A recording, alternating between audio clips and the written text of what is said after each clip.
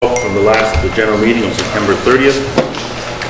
A presentation this evening from Ductweed staff, as well as a presentation of proposed alternative station for Gulinogan.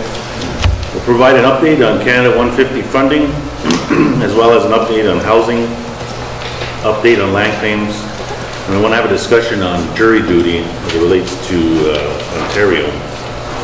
We'll take business from the floor, and we have a resolution, council, and announcements that we'd like to make. Chief Steve Thomas is away on travel, as well as Chief Louise Thompson is away on travel, and Chief Troy is on bereavement this evening. Oh, and Chief Tim Thompson is out sick. As it's been customary, we have a cancellation protocol for the general meetings. In the unfortunate circumstance where a community member passes in one of the districts, the meeting will occur regularly as scheduled, but we'll ask for a moment of silence for those members that we have lost since the last general meeting. So I'll ask for a moment of silence now in recognition of members that we have lost in our community over the last 30 days.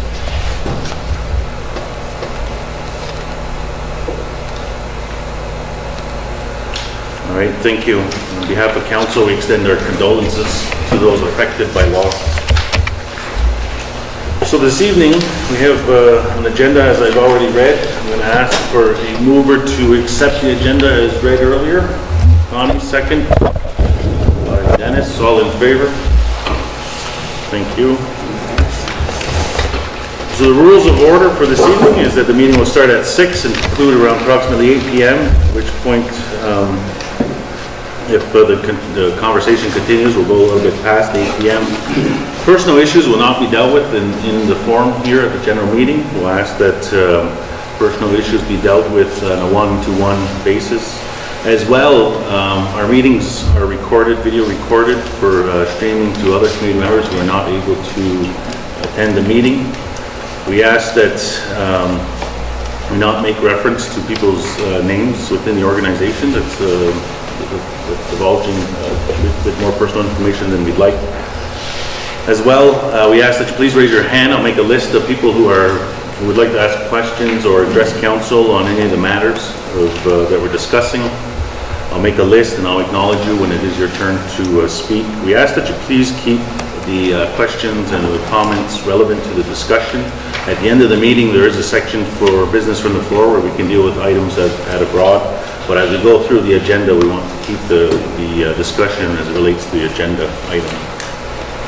Also, a list of items that are raised or questions that are raised that we can't answer at the general meeting, we will take back for follow-up and report them back at the next general meeting as follow-up items that were requested. That is our meeting rules. So we will, we do have packages that was provided to all of you. Within that, we do have the follow-up from the last general meeting of September 30th, which was held on Saturday in Gisnaytne. The follow-up action items are in there. We'll go through that quickly. So there was a report, there was a request for a report on the application process and housing update, which is going to be provided tonight as an agenda item. There was a community request for a report as it relates to the quota allocation, about the allocation of funding for the last 10 years, and confirm if allocation was to the justice program in Port Arena and what specific programs were funded. So at the last general meeting, there was a question, there was a direct question as to the cigarette quota revenues that were received, where that money is being spent. Unfortunately, we weren't able to get the report finalized by this evening, so we will defer that to the next general meeting for follow-up.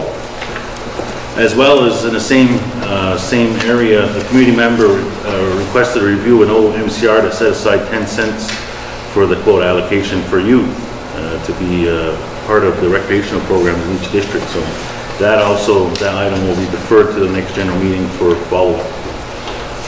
And a community member requested a review of the data chart on the tobacco pilot presentation. So there was a presentation given last general meeting by the Director Dave Benawago That item, again, unfortunately was not able to be followed up on by the end of today. We will have that information for the next general meeting. And that was a question regarding the impacts the toll and the CDSA relocation has had on the sales of tobacco through the quota system over the last 10 years.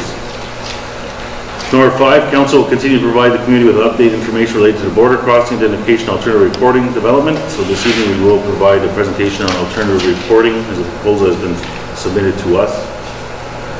Number 6, there will be more community meetings for the topic of federal legislation and regulations of cannabis. There's been a working task group has been assigned to further investigate and dialogue with the community on the implications of the federal legislation, of the regulations for the sale and distribution of cannabis. So that will continue to be ongoing, as well as the committee was recently expanded to include police as well as the youth on the committee that was identified by council to examine that. The community member had requested a community member requested additional bottles of water be provided to the individuals that live on Birch Road, which is a few homes on Birch Road are not able to be connected to the water line. So that has been followed up on, and the community health is following up and providing additional water to them. There was a CAS question regarding an apprehension was deferred to administration. With respect to a complaint, the executive director has been meeting weekly with the affected family, as well as an update regarding the roads in Snai will be done at the next general meeting. So that is as well going to be talked about this evening. And that's it for the updates from the last general meeting. As mentioned, 3 of those items will be deferred to next general meeting for follow-up that wasn't able to report tonight. So we'll move along with our first presentation. The last couple of general meetings, we've had some updates from the folks at Underwood-Utley who are leading the Canada South Government negotiations. So Peter Garrow is here, as well as Aaron Cole to provide an update to the community on the ongoing negotiations between Canada and Upper-Sussex. Thank you, Grand Chief. Hi, everyone.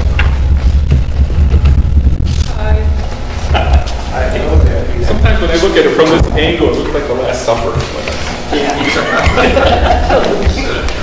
We never know if it's going to be.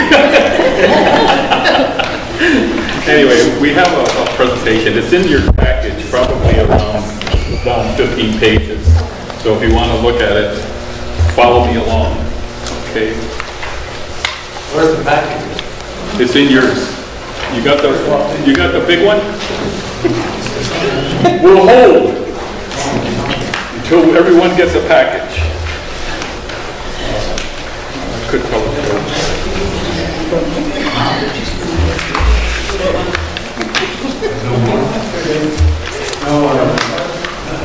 You got it? Got it? Here, you can have mine. Yeah, I should know this.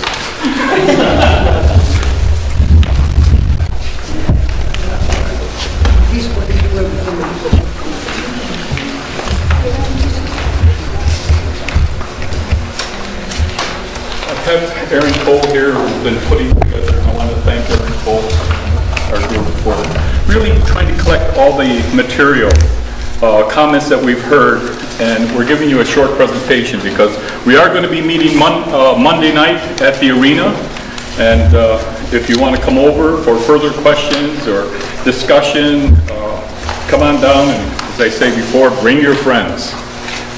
Okay, switch.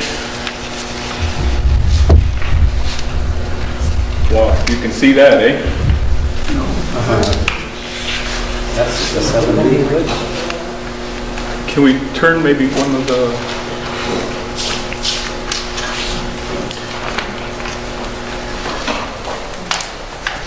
Whoa, love that. There's your camera. This one here is a new slide that Aaron has put together because what it shows is where we're working towards internally on where first I guess we look at it as, under Wadatui, that we will govern. And where did it start? We look at 1899, because when you had Jake Feuer, who stood up for our rights, and he was shot. That's when the RCMP Indian agents came over. They introduced their election process. They introduced the Indian Act to us. This is all internally. Then there was the Start of the Nation building in Akwesasne in 1985, which really was, the council at that time said, aren't we a band? What reserves are we talking about? What is our territory? Who is St. Regis? A lot of discussion around that. And so they decided, okay, at that time they're going to change to Mohawk Council of Akwesasne. Even though in Ottawa it still says St. Regis Band of Indians, St. Regis Reserves 15 and 59. But by resolution, it was changed. Then you had the membership code that came in 1987. It was important because it said we need to know who is our people. We need to regulate that, because everything always has to go up to the minister for their approval. Then we looked at the election law, changing from 2 years to 3 years. Also putting in place those rules that they would follow, having a grand chief. You had the political protocol agreements. The political protocol was really something that had to be done because of our unique geographical location, the border. Canada recognized that we're a unique community, situated on a border, having 2 provinces. That political protocol, we're in the 3rd protocol right now. The last one was signed, I think it was 2012, and that's a 10-year. Then we have the process and schedule agreement that came down on self-government, how we're going to deal with self-government. Then you had the agreement and principles that were signed that laid the foundation of how we're going to negotiate with Canada on a new relationship. Next one, Chris. Cairo, what's this one? Okay, now this is the one that's external. You look at the two-row wampum belt, you look at the Silver Covenant chain, all of those things, the Royal Proclamation of 1763. These things are outside, but they affect us. Then you have 1867, Constitution Act, the first Constitution Act of Canada, where it divided powers and jurisdiction, federally and provincially. 1876, you had the first Indian Act, which was really a compilation of a number of enfranchisement acts, land acts, a whole bunch of them. Okay? Yeah, that's what it is. Not to, but they wanted you. The Indian Act was there for really 2 reasons. One of them is the land. There was an underlying reason that most of the military was involved. If you look at the first Indian agents, a lot of them were ex-members of the RCMP or ex-military. And it was to put in place, not only did they want the land, but they also were looking at how we can become Canadians. Enfranchisement. They wanted us also to protect the outside communities from those Indians. The permit system was in place. Then you had, of course, 1996, if I could read this, the Royal Commission, RCAP, Royal Commission on Aboriginal Peoples, was put forward. Major 3-year study right across Canada that came out with a whole bunch of recommendations. 2007, the UN Declaration of Rights of Indigenous People. And if some of you were at the building foundations that they had traditional medicine put forward on building foundations at the IGA building, we had a number of people from here that started that whole process of the UN Declaration of Rights of Indigenous People, because they went to Geneva. They spoke about it. But it came out in 2007. Of course, Canada was not a signatory, nor was the United States, New Zealand, and Australia. 2010, Canada endorsed the Declaration, the UN Declaration of the Rights of Indigenous People, along with the United States, along with Australia, along with New Zealand. Then you had the big thing, Truth and Reconciliation, the TRC. 94 recommendations came out from that. It really opened up not just the government, but Canadians on what the residential school was all about. Their conscience had to open up. They had to do something. Then you had, of course, in 2016, Human Rights Tribunal, which really went after how children were taken from us, put into foster care. 2016 also had mandatory training for Ontario public servants, but also for federal public servants. One of the first recommendations that was implemented from the TRC 94 was mandatory training, cultural training, on how history has treated us. They needed to know that. Also 2016 you had, 2017 you had the Indigenous and Northern Affairs Canada. They created 2 departments, Crown and Northern Affairs, and also Indigenous Affairs Services. 2 departments, 2 new ministers. Under the Indian Act today, they control 71% of all programs in Alcazazne. We have to supply something like 88 to 89 audits. We have to negotiate by program what we're supposed to receive. If we are going to go into having 2 signed agreements which become legislative, then we're looking at 83% control here in Alcazazne of programs, delivery of services. We're still keeping, and I think Dave, you're aware, we're keeping the taxation, 87, 89, against prevention from seizure. Those 2 big ones. But there's also a fiduciary responsibility that they're entitled to continue, obligated to continue funding for program and services. Next one, Carter.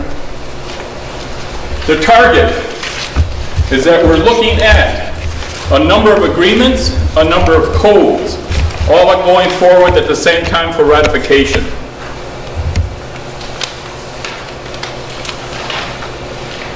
Governance and relationship agreement, sectoral agreement, land code, governance code, land law, physical relationship agreement, all of those will go forward at the same time to the community. And we're hoping we're not just going to get 150 votes. It's an education process that we have to get everyone to vote. Yay or nay? Look at it, understand it, whether you want it or not. These are some of the things that we've heard from our community meetings, all our various meetings we've had with the public, going to various events. People have come by, they've seen us there, they've asked us questions. First one, why don't we just declare ourselves sovereign and cut all ties with Canada? It's a good one. If we do that, historically we do have a relationship with Canada. Canada's been here. Canada remains here. We're looking at a new relationship with them, a different relationship than they have right now. It started, of course, when I talked about earlier about the Truro Wampum Belt, how we proceed. If we don't, if we say, okay, we're going to cut all ties, we're subject then, what becomes of the reserve? It's open.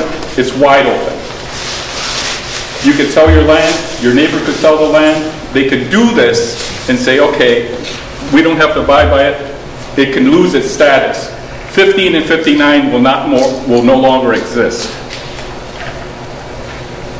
We feel that Canada owes us a lot.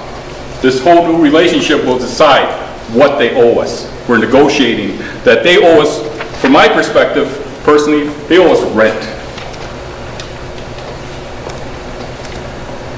Second one, we're very comfortable with the Indian Act that don't like change.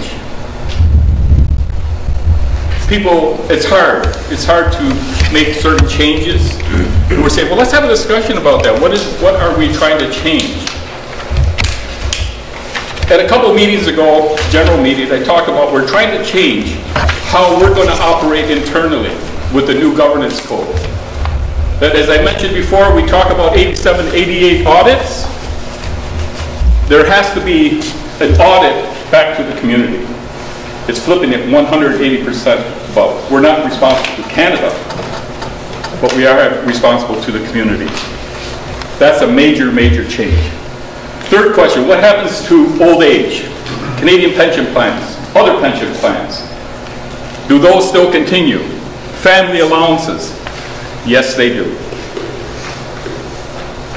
Those programs are outside the agreements that we're looking at with Canada. They remain. They remain intact. This one here really struck me. Would your grandparents want self-government? Would they be proud? Right behind it. And what I said, yes, they would. My grandparents, maternal on St. Regis Island, my paternal grandparents from St. Regis. I remember them talking about the Indian agent who lived on the hill. He had the house. They remember the RCMP next door to them. They remember the clinic that was next door to that. They remember the teacherages, all up on top of the hill.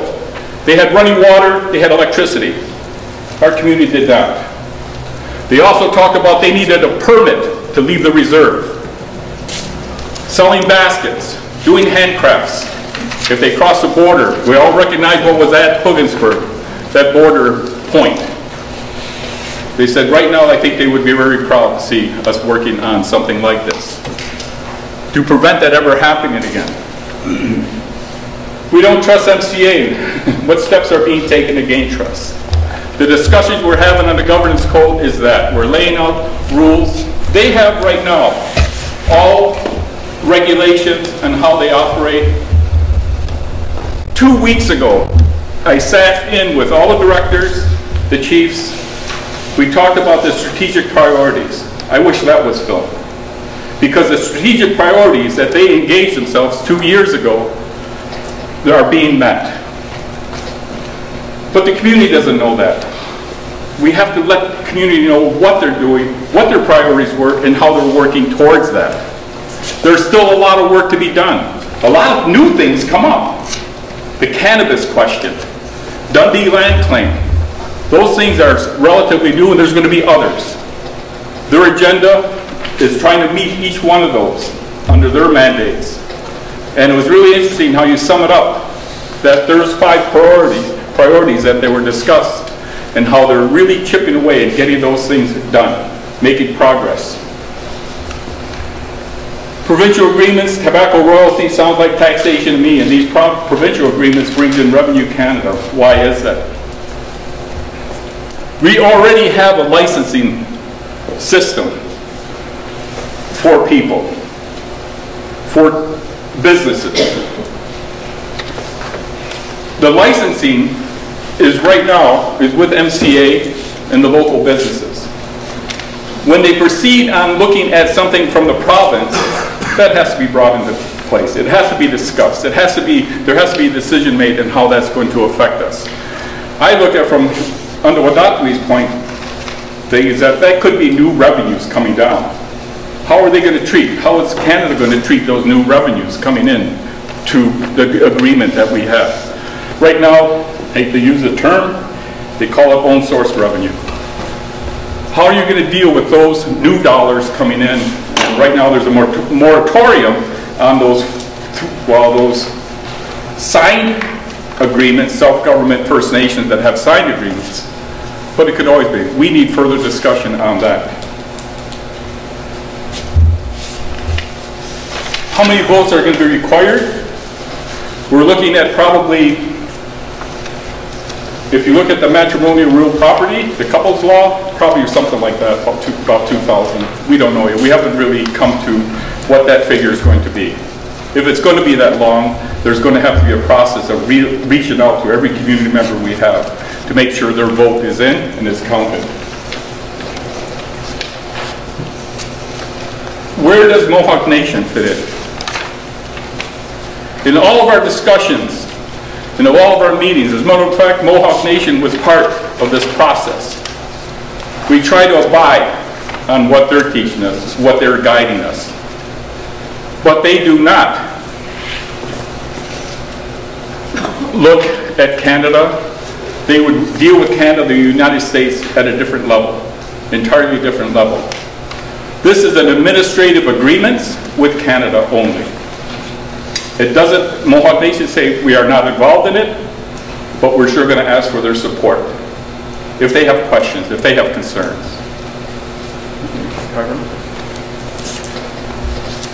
Now, please join us Monday if you have questions at the arena. And hopefully it's quiet there and warm, right, Pat? Yes. Okay. Yeah, that's why I was saving a lot of my questions. I'll wait till your meeting. Okay. But one question I do have for the chief. I brought this up at the district meeting, and maybe you can verify something. April 16, 2013, there was a resolution passed. The resolution number is 018. It's a 2013-2014 resolution.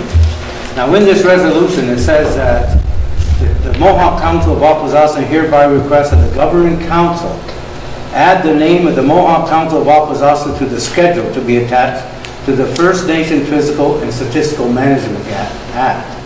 So my question is are you on schedule for this?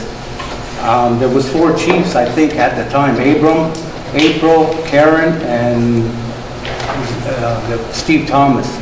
There was 4 on the resolution. The rest are all gone. Mike, Larry King, and all them are gone. But my question is, did they accept you on schedule to be one of them on the Management Act? Because you applied. It says in here, you requested the Governing Council to name the Mohawk Council on schedule. Are you guys on the schedule for the First Nation Fiscal and Statistical Management Act? I have to double check. I know that. I'm not sure if we get on schedule before we build the fiscal management law or after the fact. So. Well, the reason I'm asking that is because if you're going to have self-government, or you're going to have your own source revenue or whatever for capital investments or projects that you want to fund, you either get it through the federal government or you go to the bank. So you have to have this whole asset financial administration law put together so that you can have a borrowing authority. That's right. And everything else. So is this part of your nation building process? Are you involved with the Statistical Management Act? And another reason I ask is because 87 you discussed earlier was, taxation. You can't tax 87 and 89. Property of an Indian or a band on reserve, right? But subject to 83, you're still subject to 83 of the bylaw that you can accept. That's what West Bank did. They accepted the fact to pay on reserve property taxation. Or if they added, I don't know what year they added, in the Indian Act, it's not just 83 now, but it says, and subject to Section 5 of the Management Act, which is all based on reserve property taxation. That's right. You know that. Yeah, so, we're not part of it yet. So when I go to the meeting, you find out if it's on schedule, where we're at with this. Is there a financial administration law being drafted? Where's the management board from? I mean, these are the questions I have. I had this resolution. I asked this at the district meeting, and Vince wasn't on council at the time. And Louise, she's not on here for some reason. But I just wanted to know, maybe you could get an answer for the 30th at the meeting? Sure. Maybe just let you know, the Financial Management Act, okay? Yeah. It was set up by the Financial Management Board of Canada. It's a different organization. They set out criteria. If First Nations wanted to come under their criteria for borrowing, they have to establish a financial administration law. And that process has been underway. It has been passed. But we're keeping that separate from what we're doing right now. But it's there. I mean, it's the First Nations Financial Management Act, the First Nations Land Act, those things are all out there. They were set up, as a matter of fact. But whether we're going to deal with it, we have to have more discussion on it, how we treat it, because there are certain criteria that we feel, no, we can't abide by it, nor we're way beyond it. Do you think maybe it's time, Pete, that the community, if there is a financial administration law being drafted, that it should be in the hands of the community to review it by now? Because there is a draft law. So just a clarification, when you talk about the schedule, it's not a schedule of, your schedule of improvements type thing. It's a schedule like an appendix to the law. So we don't have a schedule of when we have to have the law in place. There is a draft law which was drafted following that resolution, which was passed in 2013. Since then, we've slowed down the process of enacting it, because what we wanted to do is ensure that if we're going to enact a financial management law, that the organization of the Mod Council can meet what the law says. There's no sense in establishing a law if we can't meet it. And the financial management law would only be applicable to the government. So there's, the government of Canada has rules that they have to run their finances by. This would be very similar. So as it exists now, we run under a financial policy, which a policy is set by the council as to how do we conduct ourselves financially and what the financial approvals are and what we can spend money on, what those limits are. That all exists now, but what the financial management law would make basically our policy now a law. So it's there now. Council has to decide what the next steps are. So through the law enactment process is when the community would then see the law and be able to provide feedback on it. We have not made a decision whether or not we're prepared to proceed with it. The reason that I was really interested in that, because the Management Act was required, it was first set up, and based on property taxation and revenue, we used to secure borrowing for capital markets. Yeah. That was their first initiative. That's right. And in 2011, they changed it. They probably got a lot of harassment from the community. Sure. We're not paying the property tax because they were trying to do it. And now they're basing it on federal and provincial transfers, contract leases, banned businesses, and interest revenue. There are a lot of small communities that have big leaseholds, and they're opting to stay within 89, 87, and even 83. 83 allows them to tax their own people. That's right, as a ban. There are a lot, they want that. We said we're not involved with that right now, if we ever go that route. But if we do put it into our agreement that we're 87 is still there, even if they get rid of the Indian Act, if we say that still remains with us on taxation, that we're not going to have taxation, that's it, it's done. Well, but that's a big concern, though. It is, because I was reading that the tangible assets, capital assets, right, from the reserve, use that as a borrowing authority, right? Yep. So if you're using them assets, and you got to watch, they're trying to draw you in, that's what I'm getting at. They're trying to draw you into this management act to sign on to it. And then what they're going to do is, they're going to run into trouble from the borrowing authority. They're not going to be able to pay it. And the other reserve, that's how they're paying it. Buffalo Point's like that. They got a mill rate, they're charging all their people that on reserve property. Buffalo Point, Manitoba. Yeah. So the decision again hasn't been made whether or not we're going to proceed with that. One of the reasons why we did go forward with drafting it was to be able to borrow money to build capital projects. Since then, our position at council has changed a bit, so the law hasn't moved forward anymore at this point. Okay. One of the things that was required is that your law had to have language in it to be able to tax people or entities. We got an exemption to have, so we didn't have to include that in our draft law. So it's not even in there, any language. But it's not included. I have the No, it's not included in our draft, right? Because that was one of the big things. This is not the first time that you have raised this exact question. I think it's probably annually since then that you have, and it hasn't really moved the whole lot. No, but the law hasn't gone anywhere. Like, it's drafted, we haven't decided if we're going to proceed with it because we don't know if there's really going to be a real benefit to being able to do it, to put it forward. Is that part of your nation building process? No, it's not. No. So we can provide a bit more detail on it at the 30th meeting. I'll ensure that Peter has that information. Well, if you're going to move forward on something, I think that if you pass a resolution 2013, I think it's time, if you do have a draft and it's active, that you should have it in the hands of the community. Again, we haven't decided if we're going to move forward with it. There's no sense giving you a draft if we have no intention of enacting it. And we haven't made that decision. Are you telling me this is dead now? No, I'm telling you it's not moving forward. Did you pass another resolution to rescind this? There's no timelines on that resolution. There's resolutions from 1980 that are still in effect. So there's no, we're not bound to have it enacted by a certain period of time. I'm just keeping an eye on you. No, no problem at all. Go ahead. If you do decide to Yeah. go forward with that, though, you would let the community... Oh, absolutely. The law enactment process requires the community vote on accepting it. So that's the other, if we do, there'd be a huge consultation process as to what it means and whether or not the community wants us to go down that path. Again, we haven't made that decision here, if we even want to put the time, energy, and effort into doing that, because we're not sure if it's the best option right now. That was passed, 5 years ago. The direction has changed a bit since then. But thank you for raising it, and we'll keep you updated. I'll go Monday, I'll say my question. Okay, are there any other questions for Peter on the self-government negotiations? So, Can I come up with the same, this, we're gonna get this, order thing here for us. When we come over, and a lot of people here now. Announce who you are first. Joe Green's. Oh, Joe Green. Thank you. That's why I've been called a couple times. I thought that was you, Joe. I did, so slow down. They got us here now to go report before we come back.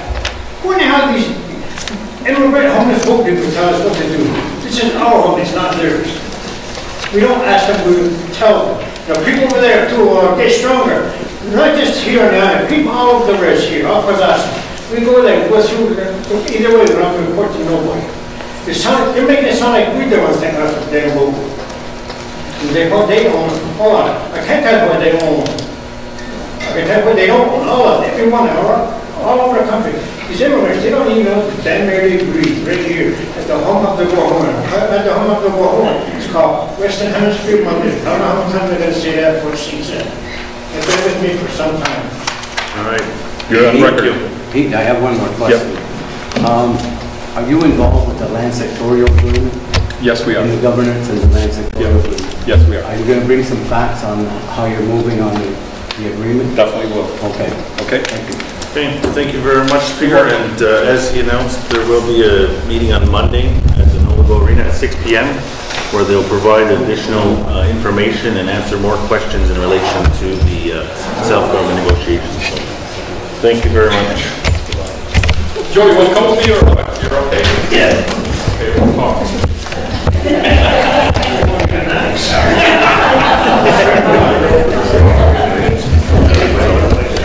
All right, we're going to move along. I apologize, we didn't have enough paper presentations available. So the next presentation which we're giving is a presentation that was given to our council back in September from Canada Border Service Agency. Tonight we wanted to provide you with the same presentation in which they provided to us and have a dialogue on the proposal in which they're making to our community. No decision has been made one way or the other. We just want to share this information. What we are going to do is have focus meetings specifically on this issue, as well as another presentation at probably the next general meeting, perhaps the next. This is really the start of the conversation. So the presentation which we have is all conceptual. It was provided again to us from CBSA as to what they're proposing with respect to alternative reporting. On the agenda tonight, it says a proposed alternative station for Gabanoga. What it is an alternative reporting station being set up here on Cornwall Island to address the issue of having to go into the city of Cornwall to report. So this, the background a bit is a partnership with the Mohawk Council and the CBSA would like to develop an alternative reporting station, or what's we call AR, as a solution to alleviate the reporting challenges. An AR solution would expedite the border clearance process that would be made available to all Mohawks as identified under the Indian Act. So the proposed solution would need to fit in the geographical area, meaning that an infrastructure development would have to occur at the crossroads corridor here. Alternative reporting would not remove the requirement for domestic traffic to report to Cornwall upon leaving Cornwall Island, which means that there won't be a lane set up in Cornwall that you don't have to, that you can just drive right through because you've already reported at the station. Doesn't mean that you don't have to report over there or stop over there as your process. So that's what that means. So ongoing support will be required of the local police for security purpose. So as we go through the presentation, what they're proposing is a unmanned, using technology and equipment to be able to process people. So there'd be a requirement that this equipment that be placed there be secure from vandalism or damage and things like that.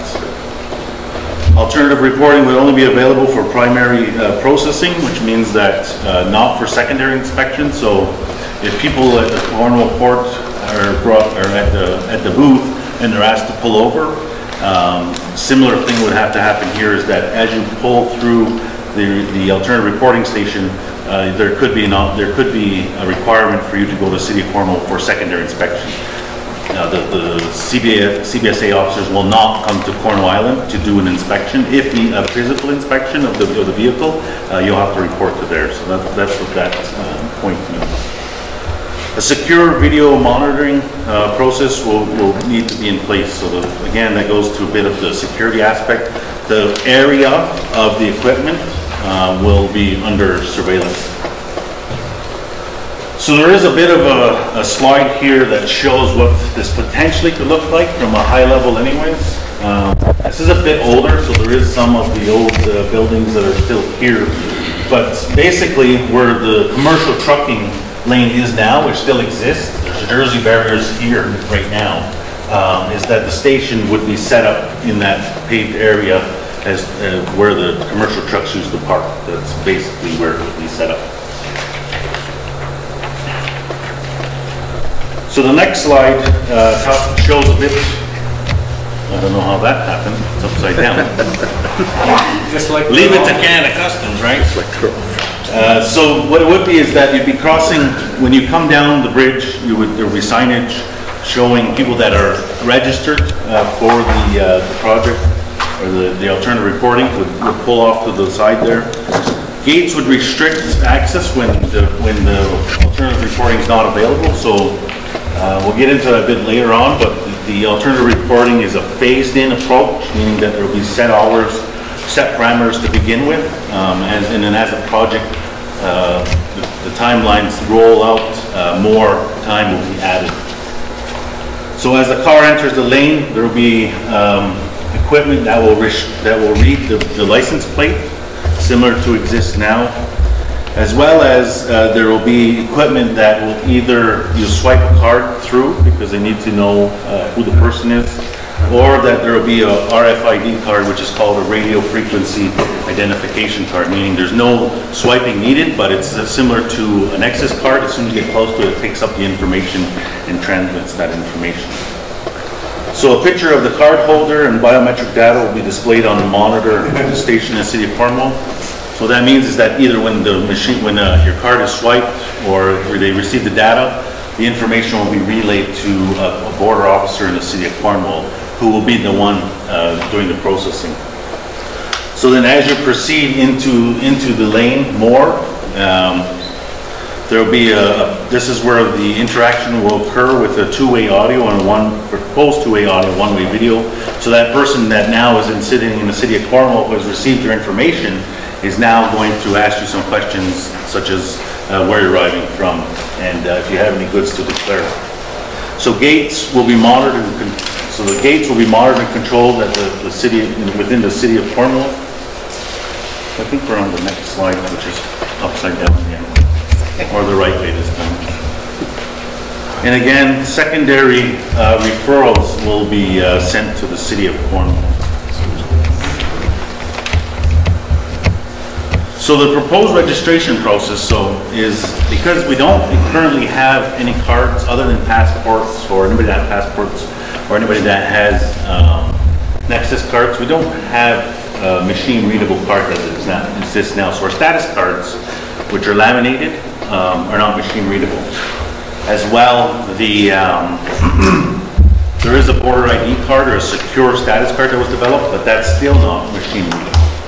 So what is being proposed specifically for alternative reporting here in Akwesasne is a card and a system specific for this crossing here. So is what it is that the data and the photo will be provided to receive the card that we're proposing, that's being proposed. The card would be issued here, again, only specifically for the Cornwall Port. The ID would confirm the status and residence would be required. All information obtained would be stored securely in a standalone system. So for part of this project, for this pilot project, is that the card would only be used at this crossing. You can't go to the other part or another crossing and use the same card. At this point, there is some options that later on we may be able to expand that. So it will be only specific here. The data will be a standalone system specific to the Cornwall Akwesasne crossing. And the card would be issued by CBSA and remain the property of CBSA. Now I know that this, there's probably some questions around that. We'll get to the questions at the end, but that's because it's the cost, and we won't. The cost to develop the card and to maintain a card is going to be borne by CBSA. That's the proposal at this point. And cards would be canceled for non-compliance. So the implementation that's being proposed as part of this is that initially it would operate from 7 o'clock in the morning until 1900, Monday to Friday. And the trial group, the phased-in approach, will be the most frequent travelers to start, and then it would be a phased-in over time.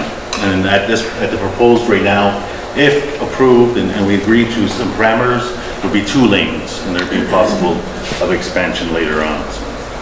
So again, this project would be a gradual to ensure that it meets our requirements.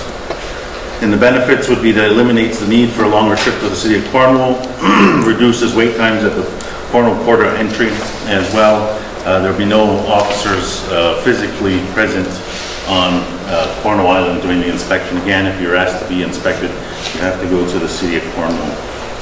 So some next steps would be that we would conclude an agreement on these parameters, what we agreed to, that the community is agreeable to accept, as well as we'd have to conclude agreement on the policing security issues, because again, we'd have to ensure that the equipment is going to be safe and not vandalized, as well as we'd have to develop service standards, undertake the engineering and design work, and then initiate the registration process. So these are the next. These are the areas that we have to determine what we're going to agree to and what makes sense for this pilot project to begin. And then the last slide just talks about the construction the timelines from now, the planning process in which we're in, and then to the actual design and construction phase over the next. If we were to proceed, we're probably looking at anywhere from 1.5 to 2 years before the actual physical equipment would be installed and operational, provided that the parameters in which that are outlined roughly are agreed. So that's our presentation on that. We wanted to share that with you, and we'll start beginning to take questions and answer them. Again, this is not the final product. One of the things is we need to know if the community is prepared to go down this avenue, and if we're prepared to go down this avenue, are these parameters acceptable? Understanding though that some of them, such as the card development, if we're may take longer, which then just pushes the project out longer before we can actually get it started. So we'll start over here, then we'll hit them. When I was living in BC, we had to use my status card, and it has the bar on the side. And that was given to me by the Native Reserve Mount Curry. And I used it every time that I had to use my status card. Mm-hmm. So that might be an option, I think, because it would be only for people from the community that would use it. Yeah, yeah. So one of the other things too, though, and I think this is this in the report, in their packages also? There is a report that was just recently released by the Government of Canada. They had commissioned special minister's rep on border issues, and he came to our community a couple of times to talk about some of the challenges. One of the recommendations that's in there specifically for our community is that INAC develop a machine-readable card. So we've been having conversations with INAC saying, look, you need to develop a card that can be swiped to be Well, they've easy. already developed one if I use this in BC. Yeah, so there is a couple models that are out there, but we need to be able to ensure that we have one developed here for Akwesasne. Recognizing though that if INAC's 2 years away from getting a card that's going to work for the Mohawks of Akwesasne, perhaps we should look at doing this until that is available, right? Because we don't want, ideally we don't want to push this out any further if the community is prepared to go down that end. So that is an option we're looking at, is to work with INAC, but INAC and CBSA, although are two different parts of the government, are not part of the same agency. So the silo effect sometimes happens. We're trying to ensure that there's some collaboration in areas where possible. Yes, over here. Go ahead. Yeah, I want to know, this ain't the first time that you brought this up here. Yeah. You brought it up before other meetings. What kind of feedback have you got? So Other than just the initial, because since the closure in 2009, the Mohawk Council has been writing to government and saying that we need an alternative reporting station.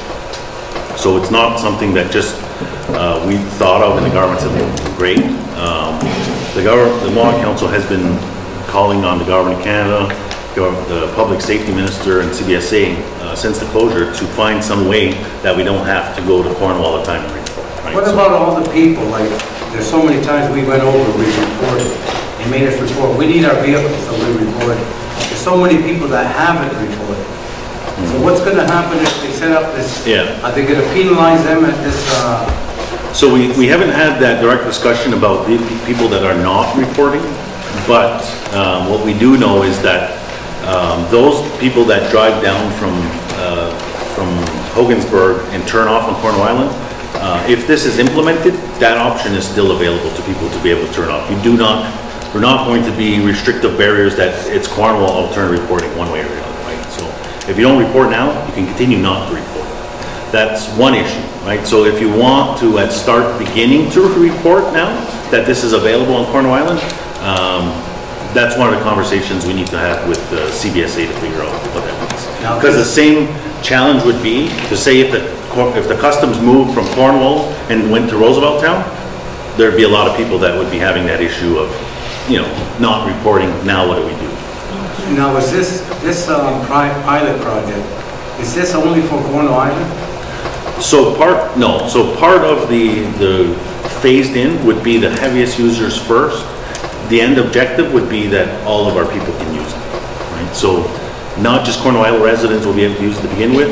The end goal is to have everybody use it. It's going to be the heaviest users first because we want to be able to make sure that it works and test it. So the person that goes to Cornwall Island from St. Regis, once a week, probably not in the first people to start using this. The one that goes, 20 to 25 times a week is probably the best, is one of the people that we want to find in the community that will be the first ones to test it. So if the people agree in this pilot project, this wouldn't be I hope an effect, like another effect down the Snide, down the St. Regis, that make them alternative reporting down there. Yeah, no, we've written the minister, we've asked a couple things from the minister. One, to say that if we agree to alternative reporting on Cornwall Island, it doesn't mean that we don't want the Canada Customs to relocate potentially to the United States. One is not connected to the other. And the other item that we will raise with them also is the exact same thing. So if we prove that it works here, it doesn't mean that, we're now going to say the 5 border crossings in Snide and St. Regis will have the same thing, because it doesn't work like that. Now, if you get a card, it's called an RFID card, right? The RFID card is given to you by the customs. Yeah. They have their own cards. You can't have your own. They're the ones that give you this card. The reason why... So what happens down the road if you have something happens and you're wanted or something goes on criminal? They can refuse you from coming through the island, right?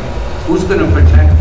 If somebody has a record, they refuse you from Cornwall. They don't allow the gate to go up here. So who's in charge of enforcing the laws here? If the CBSA is not coming to the island. So the Mohawk police? So the people that will be able to use it are going to be Akwesasne Mohawks, who they cannot deny entry into Canada. Okay, so we're not going to allow the proposal is not going to be available for people who can't get into Canada. So if you're an Indian registered under the Indian Act, they can't stop you from entering into the country. Easy. So that, It's very simple. What he's trying to ask is if there is a warrant for your arrest, are you going to do a CPIC on him? the same, so the same parameters in which you go through now, coming from Hoganburg to the Cornwall, if you do have a warrant, they will pick that up. The same thing will happen here. The enforcement aspect will most likely be a referral to secondary. So generally, if there's a warrant for you, they give you the yellow slip, you pull over, you don't know why you're getting pulled over until they're arresting you. The same thing would be the same, would be safe. Who's going to enforce that? It's the same as it exists now. If you choose when you're at the Canada Customs to not pull over and drive off, it'd be the same thing that would happen here. So if you choose not to go to Cornwall for a secondary inspection, it would be the same consequences. So it would be like an honor system from Yes. on the island and Cornwall. Yeah. Yes. So if you're referred to secondary at Canada Customs and you don't, at alternative reporting, and you don't go to it, it'd be the same thing as if you just decided to peacefully drive off without pulling over in the city of Cornwall. You would face the same consequence, and they do not chase after you. Did you have another question, Edward? No. Okay. So you say they're going to do a CPIC on you? They already do a CPIC when you go through it. I know, that's what they do. Yeah. So it would. In order to get that card. It wouldn't be. You see, this is what I'm asking. If they do a CPIC on these people to get a card, then you're going to say, every time somebody goes to go through, they're going to say, well, I want you to report. So, if they're going to do a CPIC on the island, you got half of the island is going to be reported. No, they won't. When part of the registration system, More than half. part of the registration system will not include checking you out. It would only be at the time of when you actually go through. Very similar to now, driving around here on Cornwall Island, if you have a warrant, they don't know until they process you, which means until you go through there. It'd be the same exact situation on the alternative report. One second. Is there a question over here? Yeah. Yes. So when you start this, and who's going to have cards? Everybody that's in your car? Or just so it's going to be swiping everybody who's in there? Yeah, every person that would be in a vehicle would have to have the card, and that's why they're proposing to go with the radio frequency card, which means that when you pull up, it automatically transmits that information. Very similar to a Nexus card, the way it works now. Okay, so you wouldn't have to. So you got a car full of 5 people, you wouldn't have to sit there and go like this, right? It already has been received. So even if you have like little kids that you want them to have cards too? Well, Like they're going to be like an age, say like over 10 years old or something, or legal age 16? that is something that we can raise with them, but as it exists now, when you go through, whether it be the U.S. or Canada, the child is a month old, you still have to have the status card. So, but it is something that we've talked about internally, of whether or not, does it make sense for the 10-month-old, the 3-year-old, the 5-year-old to have that, when the only destination you're actually going to is Cornwall Island, right? And then if you are to leave off of that, you're going to be checked in. But yeah, no, that's a good point. We'll take that one back. Go ahead. For me to understand, this is going a little bit too fast for me. Does it mean, like, if we report here on the island, are you saying we still have to go to Cornwall to report? No. Only if they ask you to go over for an inspection, right? So sometimes if you're going through from Roosevelt Town to Cornwall, some people, they ask to pull over for further inspection. That potential could still exist, but for the most part, that wouldn't happen. So once you they ask you here if you have any groceries? That's right, yes. And if they're satisfied with what you say, you're on your way, right? If you say, I'm pulling up with, 100 pounds of chicken, right? They might say, okay, head to Cornwall. We need to inspect this 100 pounds of chicken, right? But if you say I'm pulling up with groceries, I bought $100 of groceries at Walmart, okay, you're on your way, and you proceed to Cornwall Island. Is there a time limit from when they tell you to So you can go home and take your $100. That would be, to be all serious on that, that's why the area is actually, the area of inspection, not only where you're talking, but the entire area would be filmed as well. So they'll see that, right? Yes, but On that note, the CCTV that's going to be, might be there, will that put people in jeopardy of the ones that are not reporting and they can do face recognition on the crossroads there? yeah. From License plate? yeah, no, so one of the things that we will ensure is that any video observation is isolated to the square area. That's it, right? I mean, we know that from when they left the customs, there was people worried, I mean, there was cameras still up there. We had those taken down really quickly. So it would only be through the secure area that they would have visual video to. And the site security, that wouldn't be the amps sitting there, right? No, well, I mean, no, it wouldn't be, but the amps doesn't sit in front of your business either, right? So, I mean, it would be, you know, I mean, if somebody's... Site security, right? Well, they want reasonable security, right? So any of our businesses that exist here, if somebody sees somebody tampering with the window or trying to get in the door, it's the same thing, right? So, no, the requirement isn't that we'll have the police sitting there all the time to monitor it, because there's no way in heck that we would do that, unless they were prepared to pay the salary 24 hours, 365, then sure, right? We can talk about that, but no, it's just reasonable. So if somebody's over there, you know, spray painting the camera, they expect the Mohawk police to respond. Yes? Has the reintroduction of the domestic lane ever been entertained as a counter-proposal to this? Yep, there is, we have written CBSA, and there's, we've had conversations with them to implement a domestic lane at the Cornwall Port. The two projects or pilot projects are not tied together. So if we say we want a domestic lane there, they're not going to say no alternative reporting. If we say alternative reporting, they're not going to say no domestic lane. We're having those conversations, are ongoing right now. So, Dennis, you had something? Yeah, I just wanted to go back to the gentleman's question in the back. I believe, correct me if I'm wrong, he was wondering about the eligibility of getting that card to begin with. If you have a warrant out for your arrest, or you're wanted by the police service in Canada, will you still be eligible to get that card? I believe that's what he was getting at. Correct? To get that card? No? But Way off base. Way out. You can't go across the border, you gotta vote for your arrest, no arrest. right. But I was thinking about getting a card. If you had a record, you wouldn't get it. Yeah, well, if you got a record, you gotta get it. Right. That's what you're asking. Yeah, but well, we can follow up with that, but the issue is too, though, is that have to reserve, if they're coming from Hogansburg now and go through the Cornwall Port and they have a warrant, they're getting pulled over and get arrested. So it doesn't change the parameters, right? So if you have a warrant and now you're going to use alternative reporting, you're still going to get referred to Cornwall because in the system is not going to change it. Is it mandatory to get a card? No. See, because I don't understand why is that customs got such a big lineup all the time? If you go to the American side, there's never a lineup. Yeah. Because that customs over here will only open up 2 lanes. No matter if the lineup goes on the islands, they'll still have 2 lanes. Yeah. When you go to the American side, if it gets a little bit long, they'll open up all their lanes right away.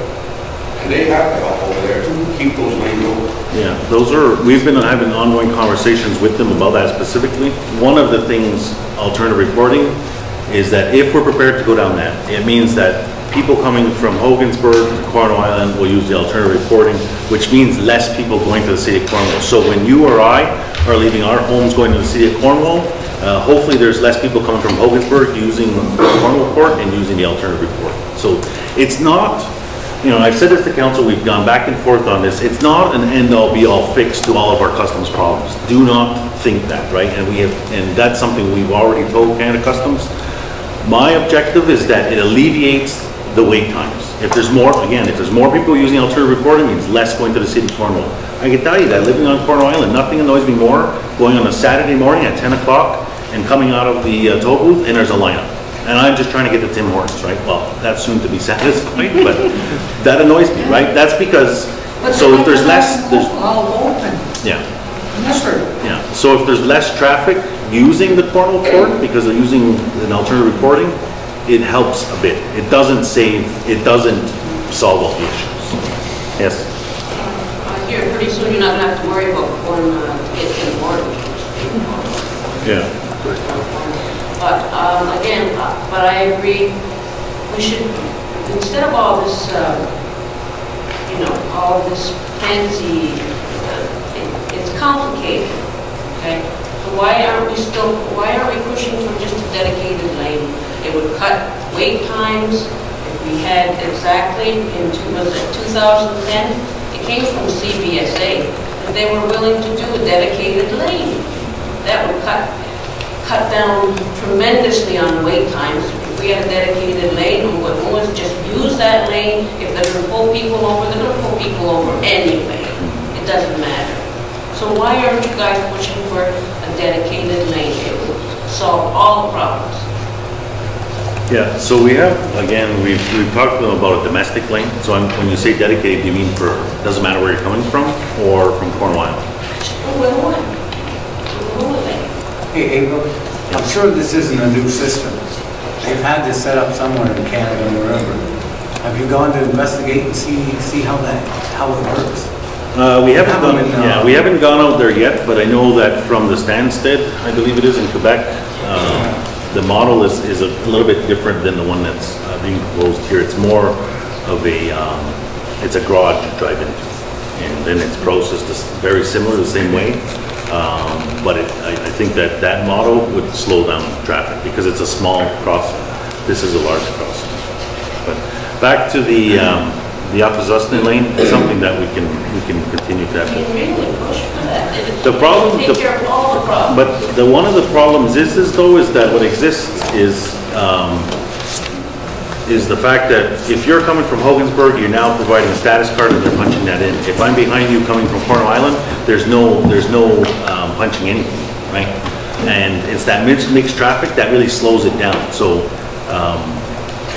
it's something to consider, but I think that developing a card for here will help speed up the process, even if you can start using it in the city. So you're not having, the one-finger typers that is taking a lot of time. Because in my mind, if we can reduce the number of cars sitting there waiting, we can reduce a lot of stress and anxiety on our people. Because it's the car that's ahead of you that's slowing you down, and that's where people are getting frustrated. A single mom, 3 kids screaming in the car, you're sitting in there, if you have no air conditioning, your anxiety is moving up. If we can get cars through faster, that helps. It doesn't solve all the problems, but it helps. Yes?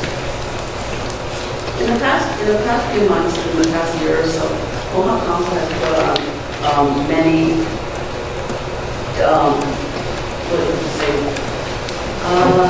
presentations on the Gulf corridor.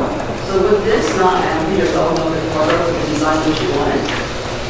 Because if you're going to put a custom, then you've already hampered it. Was that even in the design of the Gulf corridor? Or are you just proposing that now and letting us know that?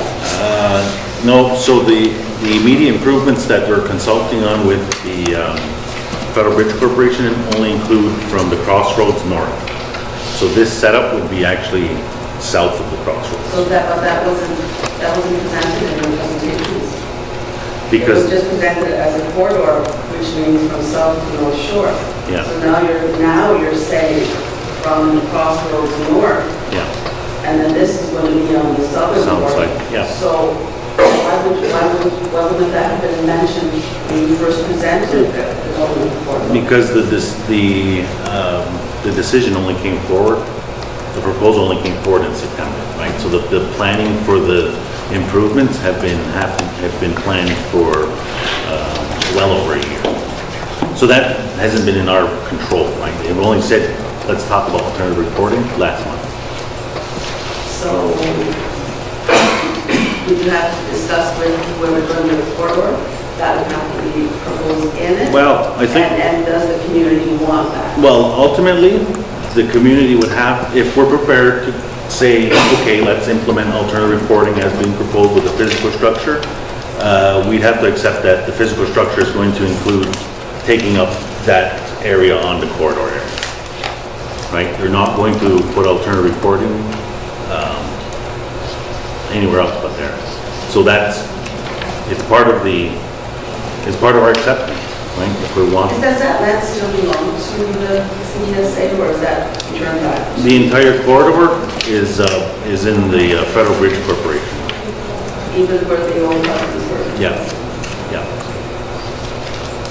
So if it's still in the corporation, then why would council try to design it or implement or even do something within the corridor? This design and proposal is not, it's not us putting it in, it's Canada putting it in. So it's them who make that investment in that equipment on that land. So this isn't, we're not, the Mohawk Council isn't building this, CBSA is going to build this. So essentially it will, arguably be on federal land. Go ahead. So that the whole structure and everything will be entirely funded by CBSA? Yes. So what is, they're not permanently there yet. They haven't made any kind of decisions to be there permanently, have they? No, no. So this time frame that you talked about was like 2 years, and they're still trying to decide where they're going to be permanently. So, I mean, it could be within the next 2 years, but it could be that they move over there. And we're spending or putting a lot of effort into Well, it's their money, and we want in writing from them that moving customs to Roosevelt Town and building alternative reporting are not connected, right? But I will tell you that chatting with people in the federal government, the biggest problem in which we face right now is that the immigration and customs and border security policies of the United States are very, nobody knows what they are day to day, literally, right? You have a president who continuously tweets and scares immigrants out of the country. Canada is not in a position right now to start investing infrastructure into the United States in the form of a Canada Customs when the United States president is unstable, right? And that's what the government has, said, not directly, but it makes sense, right? I mean, their policies of immigration don't align.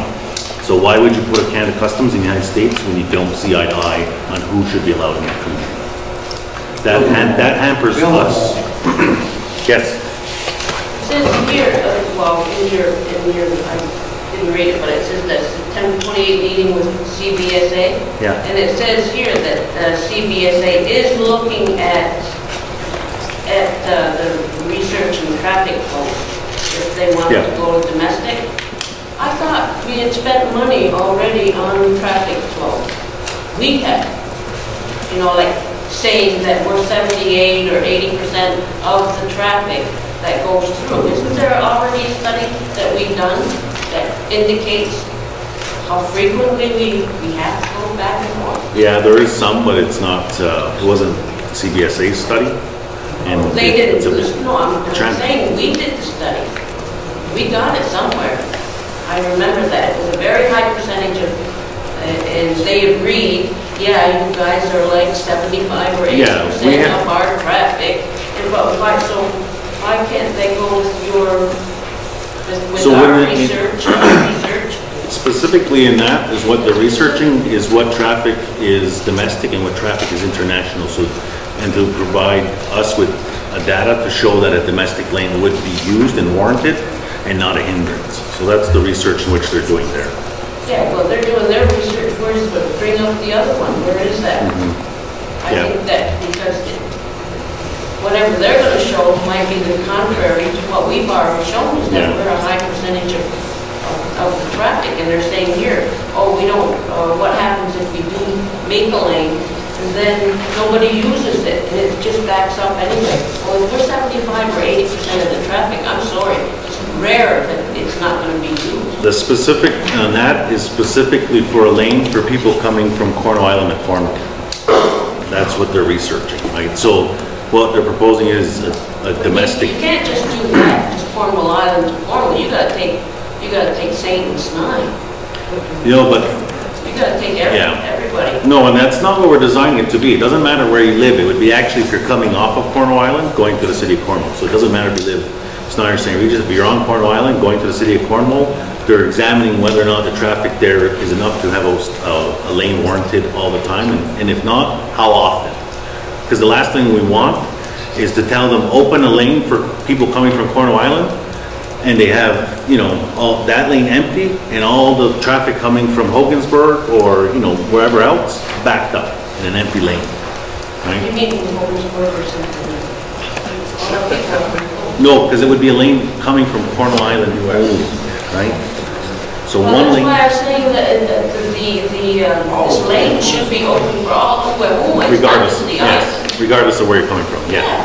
No, no, we could take that back, but specifically in that report, they're talking about a lane for people coming from Cornwall Island Well, it wouldn't make sense just from the island because you're excluding everybody else. It does make sense though, because the ones coming from the United States are the ones with identification that the guy's going like this. People from St. and Snyder are also going to be stuck in traffic and they want to get to wherever they're going to, whether it's grocery shopping or a hospital or wherever, doctor's appointment. So it doesn't matter where Oklahoma is coming from.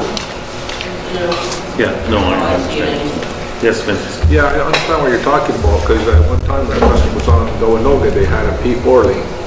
And we talked about this P4 lane many a times with CBSA, and they said because of the new mixed corridor designation, they can't implement a P4 lane over there.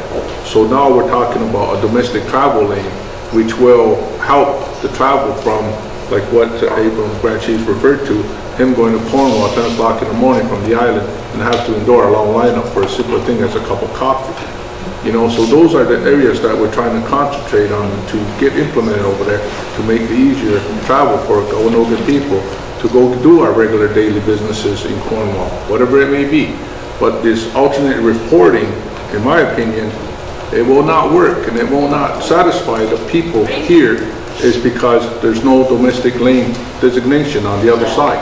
Why do we check in here now, and then when I want to go get a coffee in Tim Hortons, which is going to be alleviated after Tim Hortons is here, but to go across to do simple things, I got to endure customs all over again. So it's a tough pill to swallow, and we had opinions on it at the table when it was proposed to us, so now we're educating the communities on what they're proposing, and we're going to have a big input on how it's going to go down. To me, I look at it as the location. The location's not right. The location should be on that side. If they're going to do a pilot project, they're not going to establish a full customs on the other side. They're only going to do a video recording process. So that way, once you come through, you're on the island, you're free to go anywhere you want. You know, and then it's got to coincide with a domestic travel lane on the other side. If that doesn't happen, then what are we doing? We're just putting another checkpoint in on the territory. That's how I... Okay, any final questions on that? All right, so we will do another presentation at the next general meeting. We will undertake to have a focus meeting on this. No decision has been made, but we will seek some clarification on the issues that you have raised this evening. Again, we are looking at getting some assurances in writing that if we accept this, it doesn't mean that these other things will not continue to be pursued. Okay, so the next item we wanted to provide an update to you on was the Canada 150 fund. Within your packages, there is a small report with respect to Canada 150. So there was a pot of money that the government of Canada had announced available to communities across Canada, and it was funding available for various projects as part of the celebration of Canada being 150 years old. There was a question at the last general meeting as to where that funding went, because we had been approved for some funding, so we were providing that report to you this evening. The Thompson Island Youth Camp had submitted an application to the Canada 150 for $422,000, which of that it's a matching fund, so $250,000 and $98,000 was approved from Canada 150 for the Thompson Island Youth Camp. We have a submission into the Quebec government through the Aboriginal Initiative Fund, or the Upsouth Economic Development Fund, for $82,000. As well as part of the entire project, the MCA has committed to contributing $42,000 to the project, which adds up to about $422,000 of project, with around $300,000 of that coming from Canada 150. So that was approved. We're still waiting on, we just recently got approval from Quebec on their contribution, so that project is underway. And we provided a bit of, in your packages, and I apologize for not having enough copies of what that work will entail. So just high level is some improvements to the building's power systems, which the power systems there are all solar and battery powered. There's no electricity, running electricity, or main grid electricity. There's improvements to the kitchen and dining room and the cookhouse, known as the cookhouse. They're going to be doing some work there within the main cabin as well, doing some improvements. They've recently constructed an elder's cabin, which will be improvements there as well. The screen house and the 4 bunkhouses will be receiving an upgrade. So the $420,000 project will basically be spread out across the entire Thompson Island camp as part of the Canada 150. How much was the total on that? $422,000. No, not just the island, but the total. Of which? Yeah, you put a grant in, you got a grant, right? Yeah, it was for $298,000. $298,000. Yeah. For a $422,000 project.